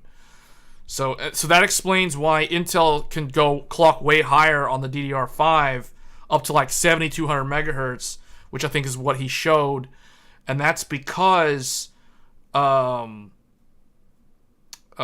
it's because it's running at a much lower ring bus. So it's like this. Essentially, Intel was running around like this, where AMD was running like at this speed on the UMC. So that's the reason why the Intel won. But regardless of that, though, he was showing that like Intel, because Intel can clock higher, that's typically why it's performing better in games, because you're able to clock the higher RAM.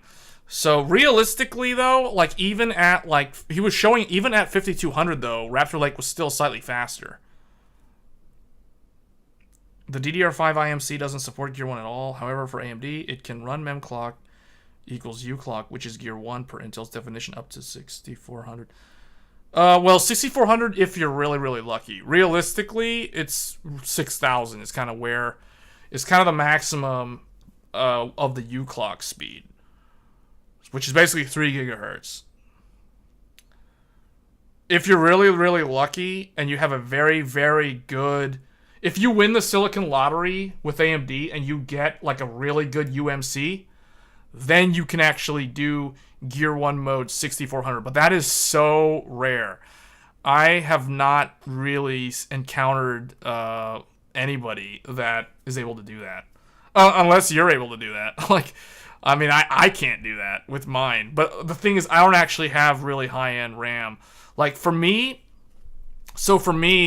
like when I overclock my RAM, I have RAM that's rated at no higher than 5600 megahertz.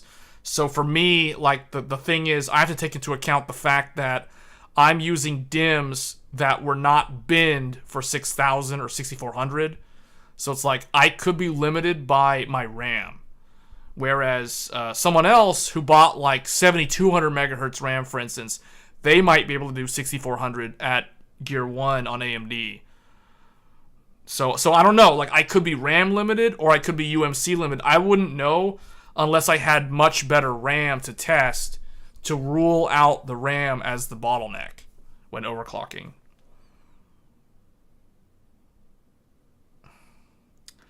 There are RAM overclocking nerds that get their DDR5 water cooled on the 13 up to that. Yeah, but see, no. See, I'm not going to bother doing that. And the thing is, that's just kind of like show. See, when I see stuff like that, it's cool.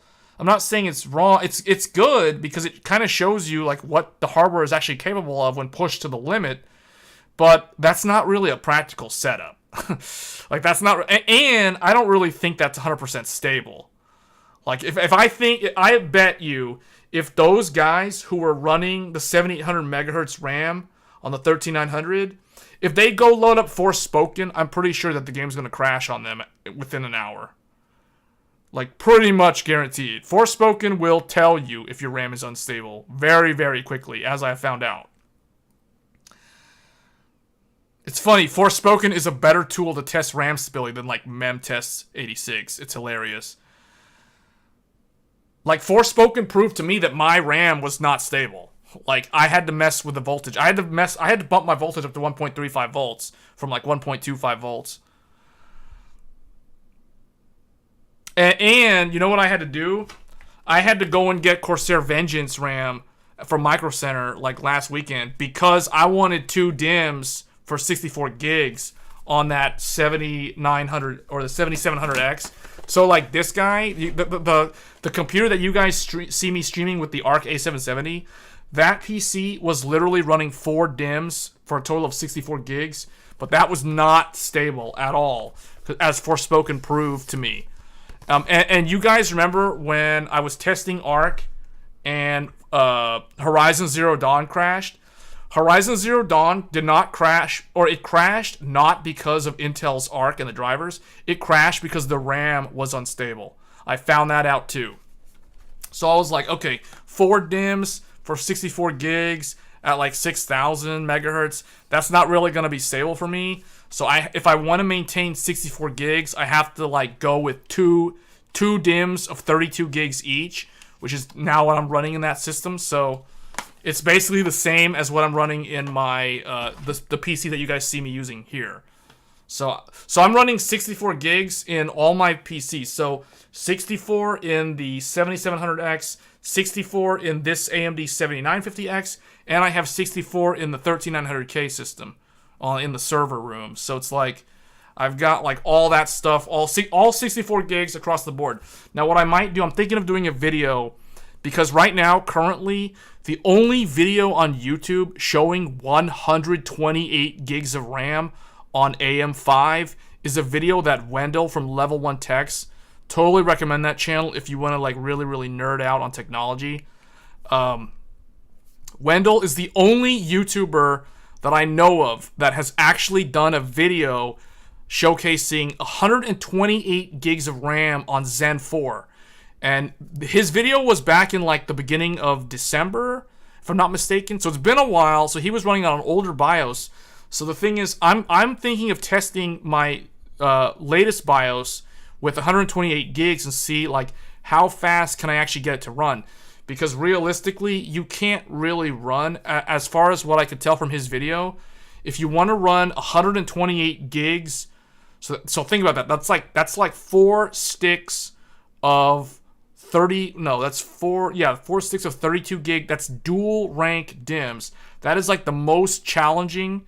I might do a video showing like, can you actually run 128 gigs at 4800 megahertz on Zen 4? Because like he was able to do it at 3600. He could get that to be stable, which is basically AMD's stock spec. But I'm wondering with BIOS updates, now that it's like later on, AGISA, the current AGISA is like 1004. I wonder if now with the newer BIOS, we can actually run 128 gigs at like 4800 megahertz. Because if you can, that's great. I don't expect 5200 or above with that much RAM, because you can't even do that with Alder Lake.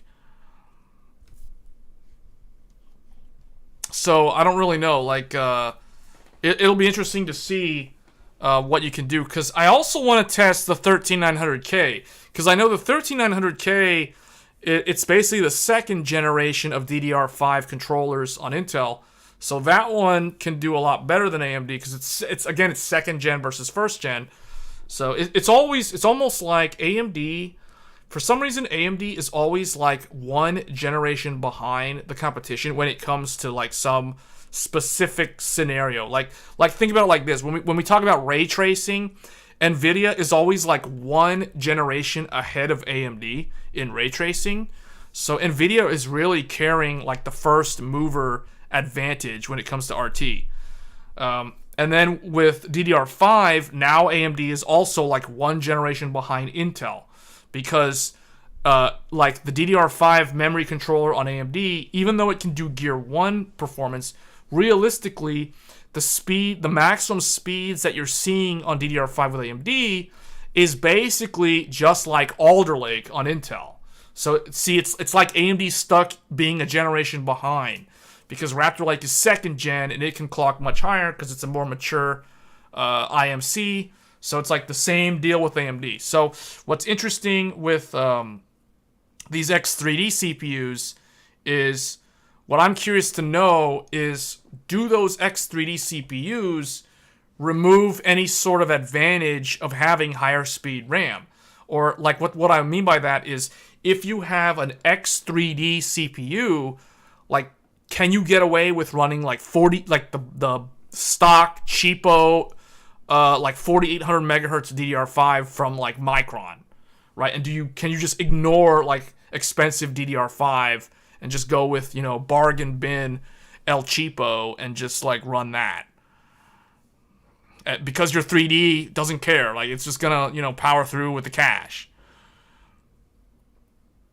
The Intel Arc A770 LE has... Yeah, because see, the thing is, Joey, I have so much random DDR5 now. Like, I have... because I bought, like, this Corsair Vengeance kit from Micro Center last weekend, now I have, like, 2 DIMMs of Micron. So this is, like, 232 gigs of Micron. So now I actually have Micron memory. And then I have SK Hynix for Intel and AMD, like right now. So for instance, if I want to test 128 gigs, I have to take the 2 sticks out of the Intel and put them in the streaming PC and then see what it does on this PC.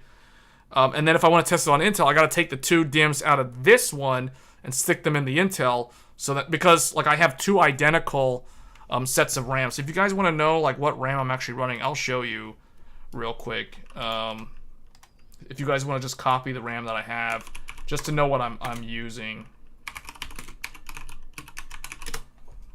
Let me find it. I mean, we can just go right here and look at it. I have G.Skill Ripjaws, 64 gig. Maybe it's this? No, it's not this. It's Hynix. Is it this one? No, this is actually a little bit better than what I have. It might be this one. Yeah, this is it. This is what I've got. Hynix RAM. Remember how I taught you guys how to tell if you have Hynix or Samsung or Micron just by looking? Just by looking at this, I know this is what I've got. So this is the RAM that I have in the PC that we're using right now to live stream. And I have the exact same kit in the Intel 13900K system. So it's like, if I want to test 128 gigs, I have to remove the 2 from the Intel, put them in here, and vice versa. So I might do a video about that, because that might be a really good video, because as of right now, there's a lack of content for like high density RAM, like aka 128 gigs of RAM on YouTube in general. Like, from what I can tell, Wendell did that one video, and that's like the only video, and that was like early December. So yeah, I might actually do a video. But yeah, Joey, if you can test that, because I can actually test 128 gigs and not have my PCs, like have one of my PCs out of action, right? Now that I have the Corsair Vengeance, I can keep this in like that PC. I can put the 6000 megahertz free RAM that I got from Micro Center in the Intel PC. The other thing that I'm curious to do is I'm thinking of taking the 4 sticks of RAM that I'm currently not using, which is the free RAM that I got for Micro Center for buying. Because you guys have to remember, I have like so much free RAM right now. I have 64 gigs of free RAM for Micro Center because when I bought the 7950X, they gave me 32 gigs of 5600 megahertz RAM, and then when I bought the 7700X, they gave me 32 gigs of 6000 megahertz RAM. So it's like the two RAM kits don't match, but I figure I can run them both at 5600 because that's the lowest common denominator. And the 6000 megahertz RAM should be able to handle that just fine. So I'm curious to see if how Intel performs with 4 sticks of memory, 64 gigs, because if that's the case, I might just leave the system like that. Just run it all at 5600. Because remember, per Intel for Raptor Lake, 5600 is officially supported speed on Intel. AMD official supported speed is 5200. And if we're talking about Alder Lake, official speed is 4800. So technically AMD's IMC on Ryzen is actually a little bit better than Alder Lake per the stock speeds. Currently run Corsair Dominator DDR5 at 4400. We'll try 4800.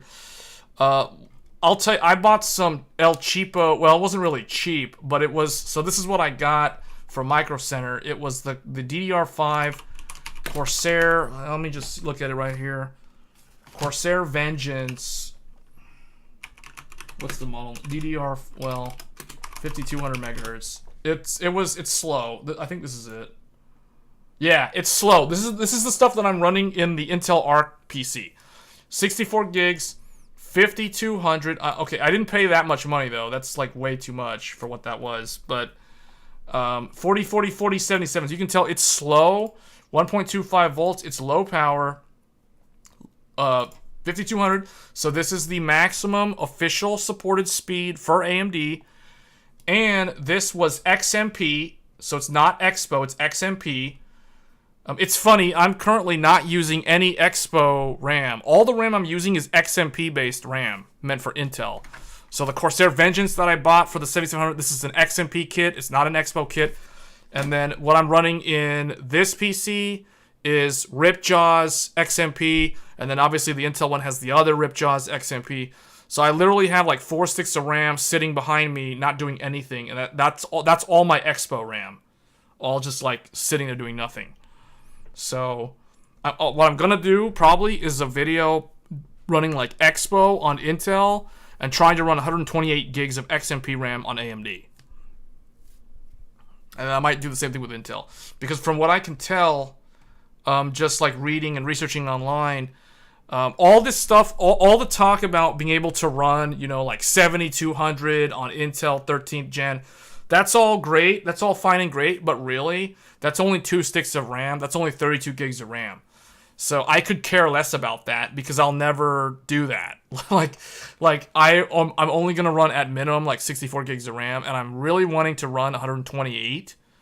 But all that stuff about 7200 megahertz, that does not apply when you're trying to run 128 gigs of RAM. So I really just want to see like what's kind of the max that you can do on AMD at 128, and what's the max you can do on Intel on the 13900K. But yeah, like I'd be happy on AMD if I can run 128 gigs at 4800. That'll be great. That'll be awesome. I'll accept that. If it's 100% stable and sleep and wake from sleep works at 4800 at 128 gigs, I'll take it. I'll take that over like 64 gigs of 6000 any day. You'll do it this weekend? Do you have a way? Joey, just post it in the Discord. Just post. Is Hades in the Discord? Hey, all you gotta do, just remember the Discord.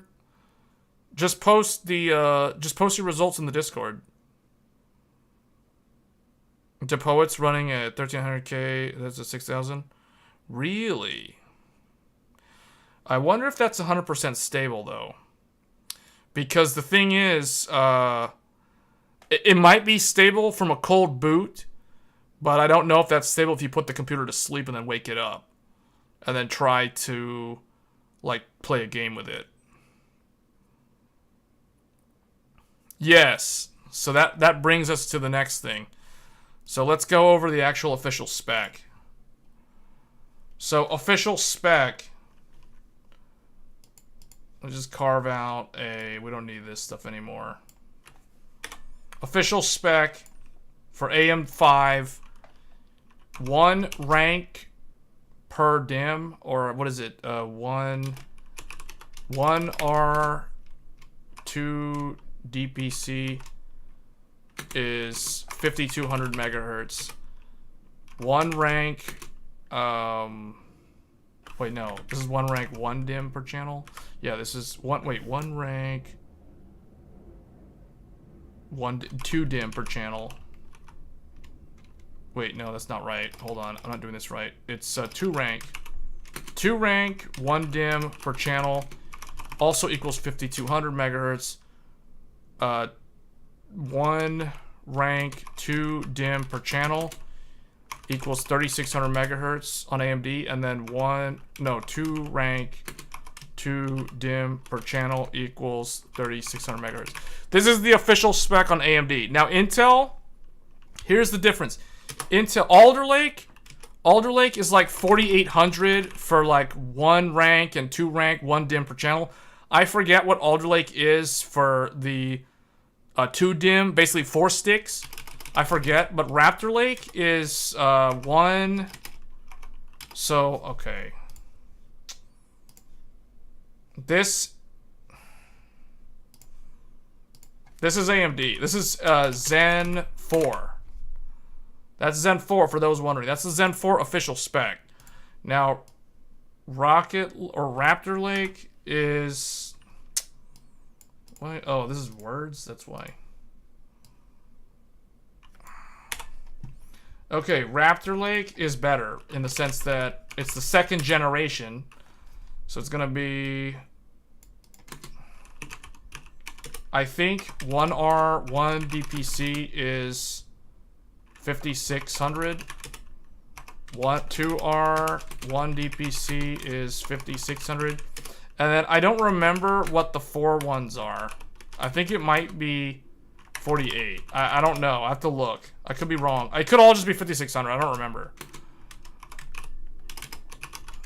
Is 48. I think this is right. I could be wrong on the second ones.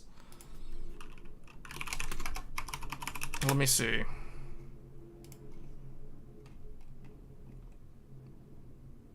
Okay. They don't say. They literally don't tell you. They just literally say up to 5600. And then for DDR4, they say up to 3200. So, yeah. They're not really clear on these. But yeah, the 4-stick, these, for those wondering, this is 4 sticks of RAM. This is 2 sticks of RAM. And then Intel, I don't know if this is right. This is the thing that I don't know what that is. Like, I have no idea. So that will be interesting to do a video to find out what you can actually do. But the problem is I don't actually have, like, high-speed RAM. So that can actually do 128 gigs. Like, the most, like, my stock RAM is 5600. So I'm going to test using 128 gigs of 5600 megahertz. So I can actually test for Raptor Lake. I mean, I can test like this scenario. Well, I mean, I can test, you know, all of it. But I can only do up to 5600. So I'll probably I'll only try to do 5600. I'm not going to try to overclock like 5600 megahertz to like 6400 or whatever while trying to run 128 gigs. That's not going to be stable. So this is the best RAM that I've got. My Hynix RAM is 5600, just for those wondering. Actually, I take that back. This is my, like, 32 gig DIMM. My 32 gig DIMMs are 5600. My 6000 megahertz DIMMs are 16 gig Samsung memory. This is what I've got. This is my Samsung. This is my Hynix. And then I've also got Micron, aka Corsair Vengeance, Micron, El Cheapo, 5200 megahertz, 32 gig DIMM. I was surprised with Micron. I thought it was gonna be Samsung, but it's actually Micron. So this is what I've got to test with, for those wondering. But realistically, the only one I've got for is this one. I have 4 sticks. I have 2 sticks of this. I have 4 sticks of this, and I've got 2 sticks of that. And actually, you know what? I have another one. I have 2 sticks of Samsung 5600, my other free memory, 16 gig DIMM. So this is the memory that I actually have. Like, this was free, this was free, and this was free. The ones that I paid for are like these. This is the ones I actually bought. So like that stuff in the middle. The big, like the dense stuff is the stuff that I actually bought. I did see a guy saying 4 sticks at 5600 was possible. On Raptor Lake? Oh yeah, on Raptor. Yeah, that makes sense. That makes sense. And I actually kind of believe that. So I'll be able to test, I'll definitely be able to test that claim with my Raptor Lake. I mean, I'm also going to run the same DIMMs in the AMD and see how far I can get. Best chip manufacturer for DDR5? Hynix. By far, Hynix. Anytime you see RAM with a number that's different, like if you see this, if you see RAM that's like this is Hynix RAM. If you see RAM that's like this or something, this is Samsung RAM. And then if you just see like bare minimum stock like this is Micron. Could be Samsung also, but this is Micron. So basically what I'm telling you is the way you can eyeball and identify Hynix RAM is by comparing the first 2 numbers. If the first 2 numbers are different, it's Hynix RAM. If the first 2 numbers are the same and they're not 40, it's Samsung RAM. If the first 2 numbers are the same and they're 40, it's probably Micron RAM. But it could also be Samsung RAM. That's how you know. You gotta know how to eyeball it so you know what you're buying, right? Like, I have been dead accurate in selecting my RAM. Because notice, the only RAM that I paid for is the Hynix RAM. All my Samsung RAM was free from Micro Center.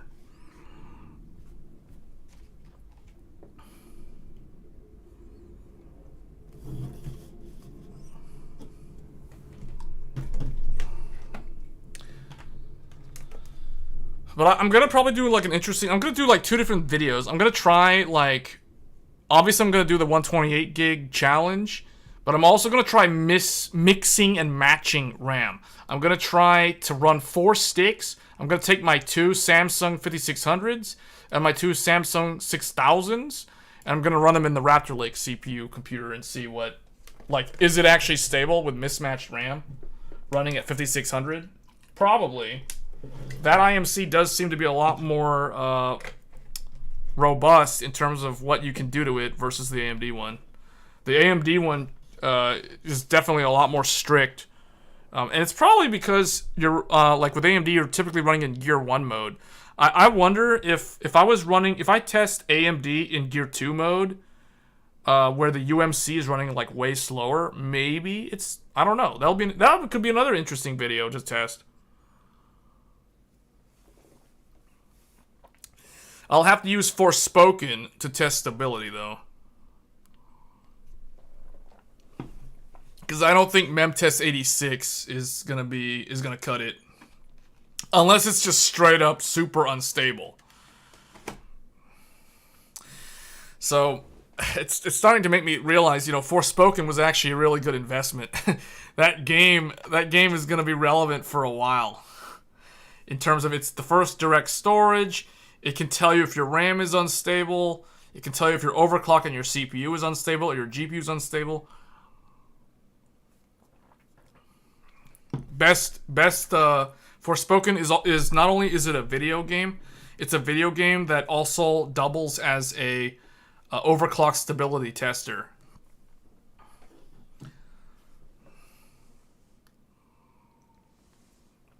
Okay, so Hades joined the Discord, so I guess Joey, whenever you get around to those tests, you can post them in there. But I'm gonna do tests too. I'll do video on 128 gigs and see what that does. Why is Forspoken suddenly the thing to test RAM? Because it's direct storage. You got to think about it like this: direct storage streams, like it pulls game info or game assets from the SSD into memory constantly.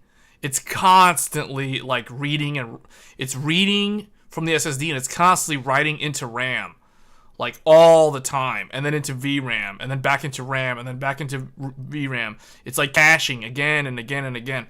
It is an excellent application for testing stability of memory overclocks.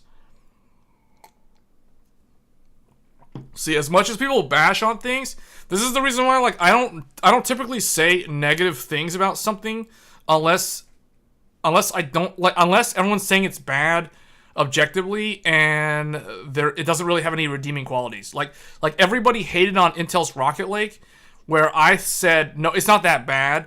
Rocket Lake is, it's on par. Like an i7 11700K is on par with a Ryzen 5700X. It's on par. It uses more power, but it's similar in performance. And it has AVX 512, so it's like it actually has some redeeming exclusive technology. You still have the 3090 Ti record. Yeah, but see, Forspoken, I see the value in Forspoken. Direct storage, first, one of a kind, for now at least.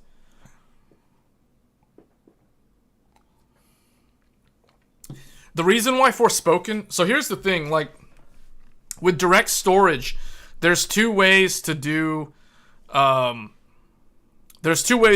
storage. There's like CPU based loading from the SSD, and then there's GPU based.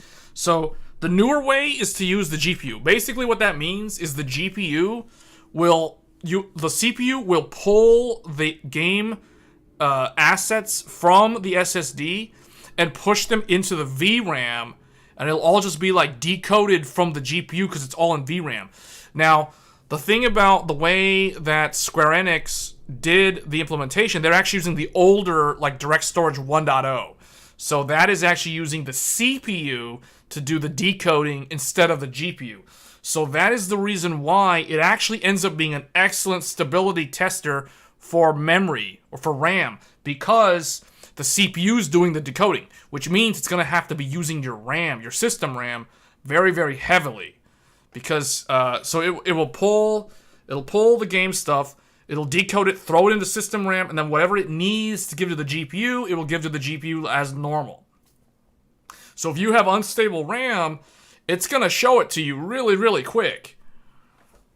So this is the reason why Forspoken is a very, very interesting game. And a lot of this is overlooked, but if you go really, really deep on the technical analysis like I do, you'll recognize these things.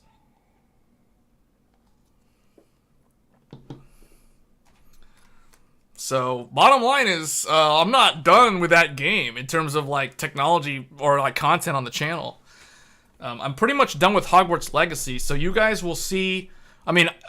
obviously, I'll probably do another stream playing the game, but as far as, like, content on the channel, I don't really see much reason to do much with Hogwarts Legacy, because, maybe I might do another test later on if the game receives another patch, but, I don't know. Like, AMD's latest Radeon drivers fixed the white plant issue. That was fixed in the new Radeon driver, so it's like that's not really a problem anymore.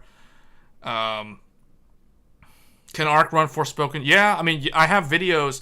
I have benchmark comparison videos on the YouTube channel showing Intel Arc at 1440p running the game. I think I did 1440, if not 4K. Hold on, let me go to my own YouTube channel real quick to make sure I'm telling you the right info. Okay, I did Arc at 1080p and okay, I did 1080. Yeah, it's in the 1080p comparison. No, it's 1080p and 1440p. So I have content showing Forspoken performance on Arc at 1080p and 1440p. It's the only GPU that I tested that got both resolutions. The other GPUs that I tested were only either on the 1080p comparison or the 1440p comparison. Do Forspoken say something specific when it's a RAM instability or just a... It'll just crash. It'll just crash. It'll hard crash. That's how you know it's RAM.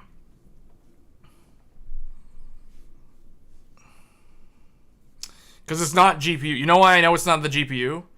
Because it was crashing for me. So like when I made that video, so if you guys see that video where I have like like a side-by-side comparison, let me go to...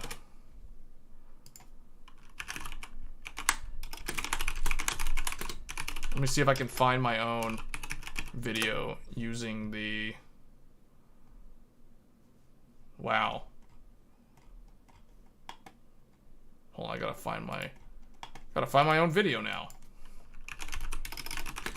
Which one is it? It was last week or hold on, I gotta...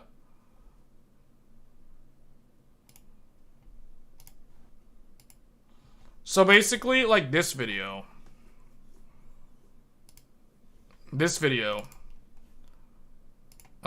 You can see right here. So I do Arc, Radeon 7, Vega 64, and GTX 1080. And then I do another one where I compare it with the 1440p resolution, where I compare it with like the higher end GPUs, basically. Like in the 1080p comparison, I just used Arc because I know a lot of people are interested in it. And then for 1080p, I used like older GPUs for 1080p. All the more modern ones, I tested at 1440p or 4K.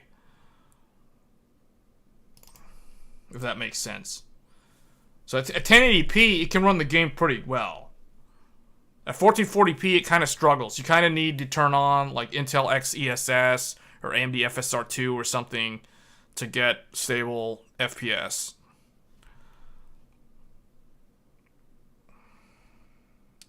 It would be interesting to see if all the memory overclocking that's ever achieved are actually not stable. That's what I'm thinking, Backspace, because I don't think a lot of those people like touting like 7200 and stuff like that.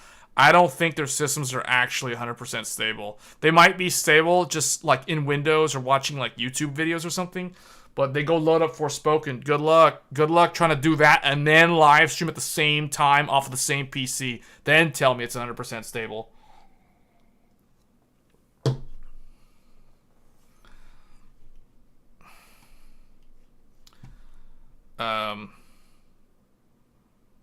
Returnal has very good optimization for PC. Oh yeah, that game came out recently, didn't it? Or like the PC port.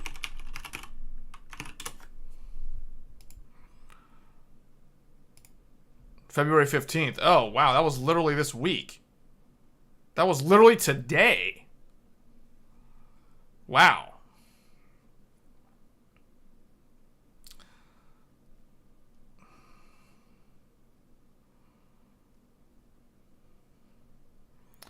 You even saw 3090 Ti can run it at native 4K with max settings and RT turned on and still get 60.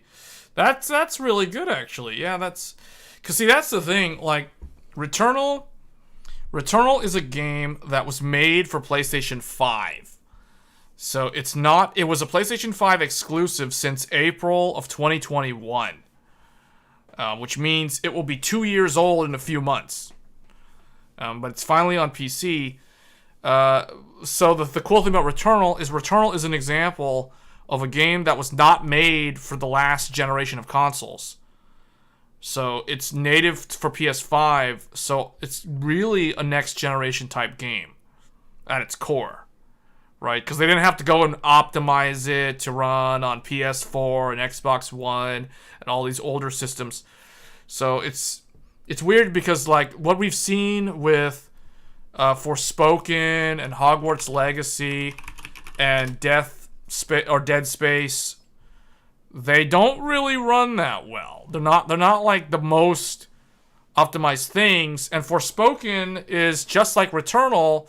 It's only on PlayStation 5, and now it's also only on PC. So it's not made for like PS4.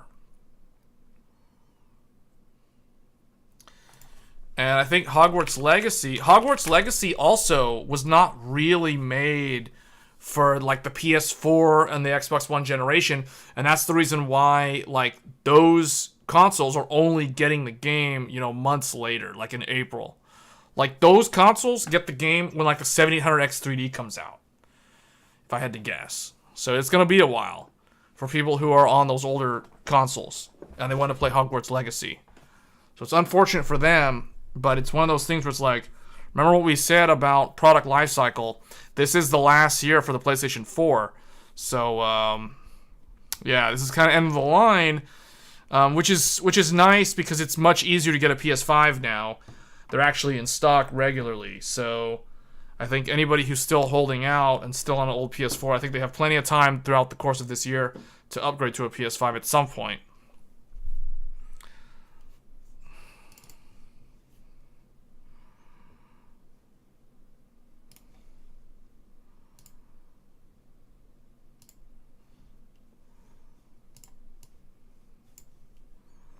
Okay. So I think we kind of covered all the stuff that I was going to say. I wanted to talk about like the chiplet, the tiles from Intel, Sapphire Rapids, we covered all that. We talked about the SoC on Zen 4 because that's going to show up more in the data center as well. The only difference is the Genoa is going to have a different I/O die because it's going to have like 8-channel memory or something. Maybe even 12-channel, but we'll see. I don't know. It's been a while since I've looked at that, but we'll definitely be covering that. In terms of games, expect to see another stream with Hogwarts Legacy. I still need to finish that game. I'm still like nowhere close to even being halfway through that game. And then I might also cover another game that comes out tomorrow.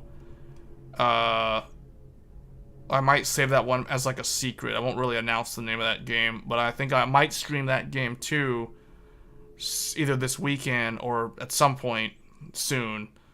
And then the only other game that you can expect to see on this channel is Wolong Fallen Dynasty. I think we have like just a little more than 2 weeks out for that game, so that still gives me plenty of time to finish Hogwarts Legacy. I don't know if I'm going to finish Forspoken, though. Like, I would much rather... Like, if I was going to actually play the game for enjoyment, I kind of like Forspoken's combat system, and it's a very fluid game, provided you have, like, the hardware to run it at decent FPS. But I think I'm most likely going to complete Hogwarts Legacy before I complete Forspoken. And the thing is, if I can complete Hogwarts Legacy... And if I don't get too into this other game that's about to come out, then I might actually try to finish Forspoken. Otherwise, Forspoken might become one of those unfortunate games that ends up going on the backlog of games that I had never finished, and it just might end up being in that category. Because there's still a whole bunch of games that I got that I haven't finished. Like, I still haven't finished Star Ocean, The Divine Force. I haven't finished Valkyrie Elysium. Those are like 2 games that I got like in Q4, or maybe it was Q3 and Q4, somewhere around the Q4 of last year. I never finished them. And then there's probably some other games that I'm forgetting. Like I never finished Death Stranding. I never finished like a lot of games like Alien Isolation. All those like free games from buying like AMD graphics cards. Like I haven't finished like I think all of them. Like Borderlands 3, never finished that. Yeah, I think Forspoken might end up like that. You even... Yeah. Well, okay. Alright, well, I think the chat's winding down. We've been live for, 3 hours and 43 minutes now. So, I guess that's going to be it for this stream. I think the next YouTube content on the channel... So you will see more videos for Hogwarts Legacy graphics or I guess GPU performance analysis. Expect to see Intel Arc around the end of the week.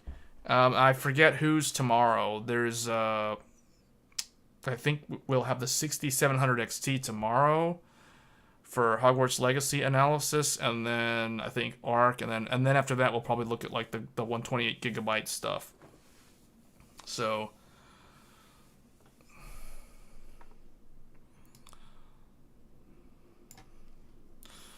Yeah, hopefully it was, this was definitely a more interesting one. If you're not into gaming, these sort of long streams where we talk about technology, like the tech, the name of the channel is Game, Tech, and Reviews. So we're going to cover gaming, we're going to cover technology. So this is one of those, like, technology streams, which, I don't know, I think I tend to get more, well, I don't know. Like, Hogwarts Legacy, we had a lot of people talking or, like, participating in the chat during those live streams. So, but usually, in my opinion, from my own experience, usually these technology streams are the ones that get a lot more comments, a lot more engagement with the audience. So, okay, well, we'll do more of these. I think as we get closer to, I'm definitely going to do one on X3D. We kind of already did, like, the deep dive today for Zen 4, which is basically this, and we'll see where the 3D Vcache stuff comes out. I don't know if I'm gonna get one. I'm still on the fence. It depends if the X3D is like significantly better in gaming, while also maintaining the same productivity level of performance. Meaning it's not really impacted in a notable way in performance. I might actually consider getting one. I don't know. I'm on the fence for these Ryzen 9 like 7950 X3D and 7900 X3D. What do you think of the new AMD drivers and performance? Honestly, I haven't tested them yet in anything. I'll test Hogwarts Legacy. But I know that they fixed the issue with the plants turning white with the level of detail setting on the 7000 series. So that's fixed. Oh, well, at least they released it. I haven't verified it myself. I haven't been able to play the game since like last weekend. Yeah, we'll definitely probably do another Hogwarts Legacy stream soon, real soon actually, with the 7900 XTX. In fact, I'm debating whether or not I live stream using the 13900K with the 7900 XTX, or again just using this PC, the 7950X, because I do know that based off of what I saw with Hardware Unbox's video, the 13900K might actually prove to be a little bit better in the Hogsmeade area of the game. AMD said X3D will use C0 and PBO. Yeah, but I think they're probably going to do that for one CCD.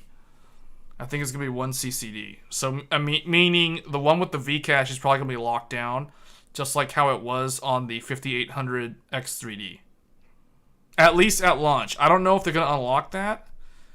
But if that's the case, then yeah, I mean, it's going to be like... It's almost like a big core, little core from Intel, right? It's almost like a 12900K. It's almost like the 7950 X3D is going to be very similar to a 13700K. 8 big cores, aka the ones with the gaming performance, I guess, so the Vcache ones. and then the 8 little cores will be the ones with PBO. It's gonna be weird though, right? Because remember, with Intel, the little cores don't clock high, but with AMD, the Vcache is the one that doesn't clock high. The ones without the Vcache clock high, meaning the ones without the Vcache are the ones with the PBO and the C0 clock states and all that stuff, which means it's almost like it's flipped.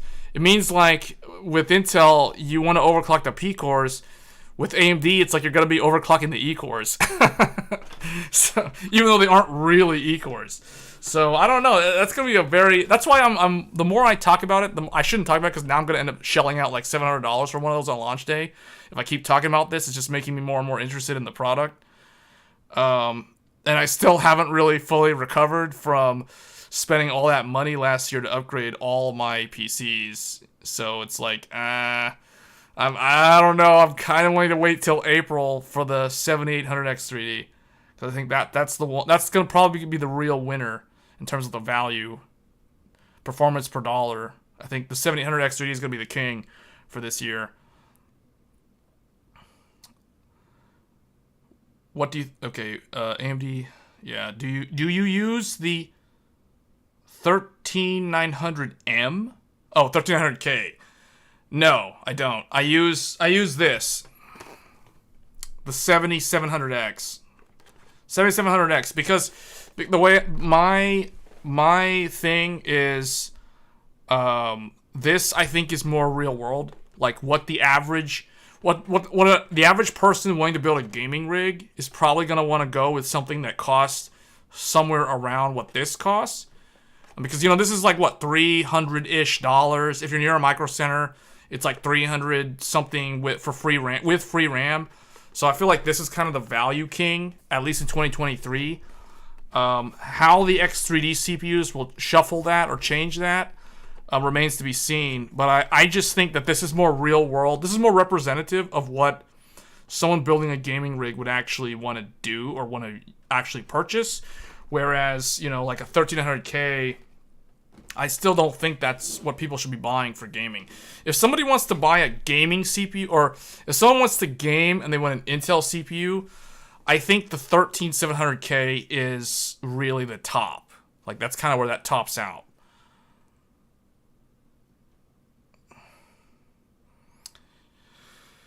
Yeah, the 7800X3D is probably going to be the best one. I know for sure the 7800X3D is going to be the king for games like Star Citizen. But who knows? Like, these Ryzen 9 ones might be potentially better. I don't know. Because, like, their other CCDs going to be able to clock higher. So that will be interesting. See, like, in my mind, I kind of expect... I can predictably... anticipate, or I guess I can kind of already guess like where the 7800X3D is going to fall in terms of performance. I think it's going to probably be the best. It's pretty much going to be the best gaming CPU for the money when it comes out, like hands down. I can pretty much confidently say that. Now, by how much, I don't know, because there's going to be so much variance based off of the games. Some games actually benefit from the Vcache, others don't. So there'll be a variance there. But I do think it's going to be the best for the money, for strictly gaming. Now, for content creation, this is where like these Ryzen 9 CPUs are very, very interesting because this has never been done before. So we're going into uncharted territory with these Ryzen 9 Vcache or 3D Vcache CPUs, and I have no idea like how much better they're going to be. It's almost like you're getting the best of both worlds, or at least it sounds like that on paper. You'll be getting the 7950X3D. Oh man, the more you keep talking about it, the more I feel like I need to get one too now. Even though I probably shouldn't. If you disable one CCD without the extra Vcache, the might still be good for gaming. I mean, even without disabling it, I still think it's going to be really, really good for gaming. Because, like I said, you get the best of both worlds. You have the higher clock speed on the non-Vcache, and then you have the Vcache for the other CCD. The more you buy, the more you save. Don't say that. Uh-oh. That's kind of what I thought. That was how I was able to justify buying both Ryzen, the 8-core and the 16-core, because I figured, hey, I'm going to get like 4 sticks of DDR5 for free. I mean, I did. So it's like, did I save money? Yeah, sort of. But then I ended up buying, like more RAM anyway. So it's like, I don't know. And the funny thing is, I'm currently not using any of that RAM that I got for free. So it's just kind of sitting over there in the back. So, I don't know. We'll see. At least I don't have to do anything on the GPU side for a while. I hope. Please, NVIDIA, do not launch a 4080 Ti, like, within the next 4 months. So, yeah. I don't know what NVIDIA's going to do. I'm pretty sure there is going to be a 4080 Ti later this year. If we go by their track record. I've already proven that with a previous live stream. But yeah, that's probably going to be second half of the year.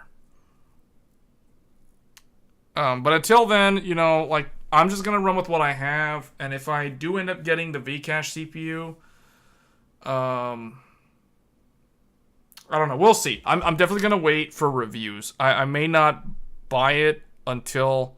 Well, okay, let's just put it this way. I won't buy it until I see the reviews. Like, I'll have to see the reviews before I decide to buy it. Whereas when it came to Zen 4, aka 7950X, like this thing, when it came to this thing, I didn't watch any reviews. I literally, like, went to Micro Center on launch day and bought it. Like, I didn't even look at anybody's reviews.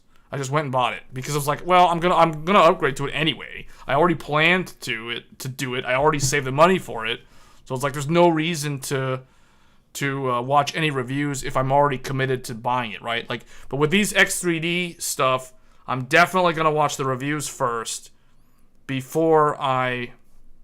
You'll let me use yours? Why? Like, why? Because it's like, if I'm gonna use it, I'm probably gonna use it permanently. Like, that doesn't make sense. For text. What?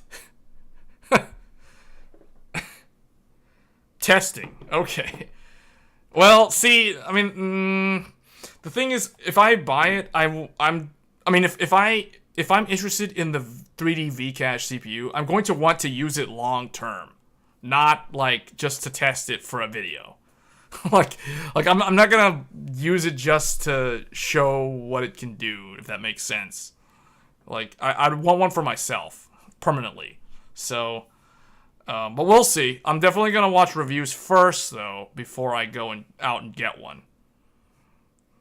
So, depending on how amazing it is, if it's, like, so amazing, it just, like, blows past everything, then, yeah, I'll probably end up getting one. If it's just, like, let's say it's, like, 5% better, or let's say it's, like, 5% better than a 13900K or KS in gaming, and it's the same in content creation, then I'm probably not gonna get it. Right? If it's only like single-digit % gain, then it's probably not worth it. I mean, yeah, it'll be faster, but in game, but nah, it doesn't really matter, because you guys have to remember, I game at 4K. And I'm using like a 7900 XTX. It's like I'm gonna be GPU bottlenecked most of the time anyway. So it's like that X3D Vcache. It's nice to have. It'll like improve the FPS by a mild amount at 4K, unless it's some amazing crazy like it. Unless let's put it this way, if that CPU can fix the bottleneck issues that we have seen that the 4090 can run into, or like an XTX can run into at 1080p, then yeah, then I'll probably get one. If not, then I'm probably not going to get one.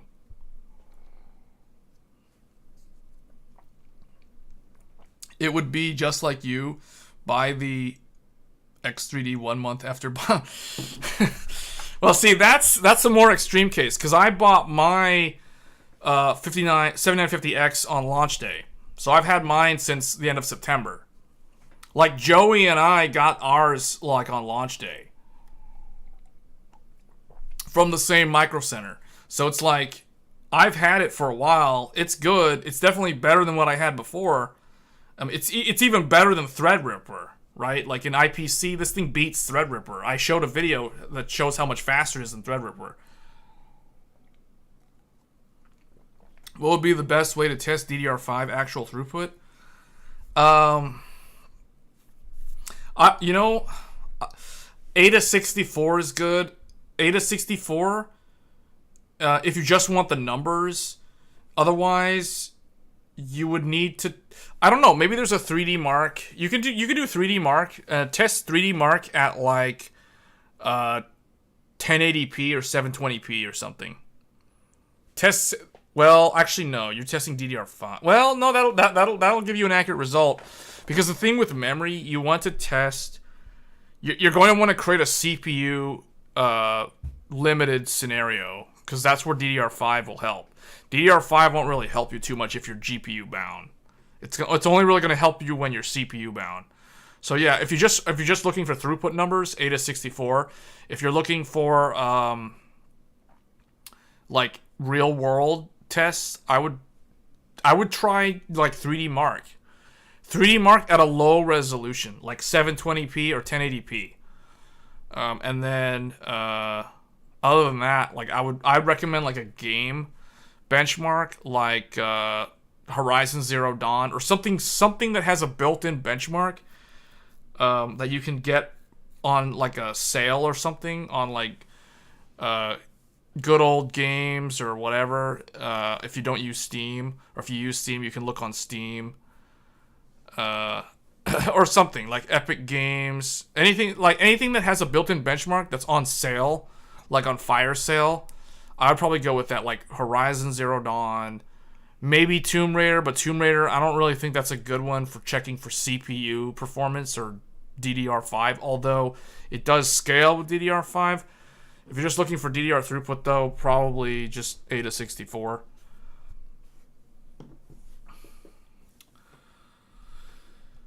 Alright, guys, well, I think we're pretty much at the end of the stream here. We talked a lot about Intel. We covered the things that I wanted to talk about. I wanted to talk about Sapphire Rapids, Workstation, what's happening in Workstation and Server, how Intel and AMD, how Intel's going to disrupt that market this year with Sapphire Rapids, how AMD is going to counter that with Genoa. Intel's making a big return to Workstation. Maybe HEDT. It looks like the W2400 is a return to HEDT, so it's going to force AMD to do something later this year.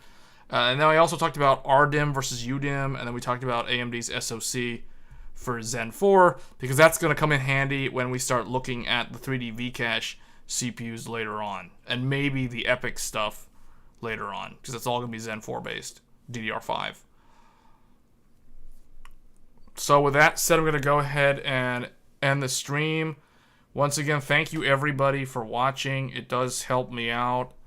I'm not sure how I'm going to get more subscribers on the channel. I'll probably have to just do, you know, like more, I guess, simple content. I don't know. I feel like my videos are so technical that it's hard to get views, because not the average person who just wants to know about like Hogwarts Legacy or something is probably not going to want to watch a video that's like so in-depth on stuff like this. So I don't know. We'll see. I have to think of something when it comes to the non-live content, like the actual videos that I upload.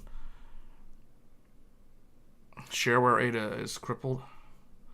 It doesn't show you the rights or something, but we'll see.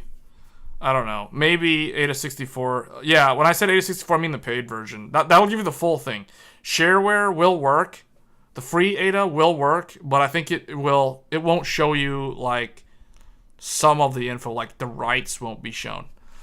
Anyway, guys, I'm going to go ahead and get on out of here. Once again, thanks for watching the stream, and I will catch you guys in the next one. Thanks.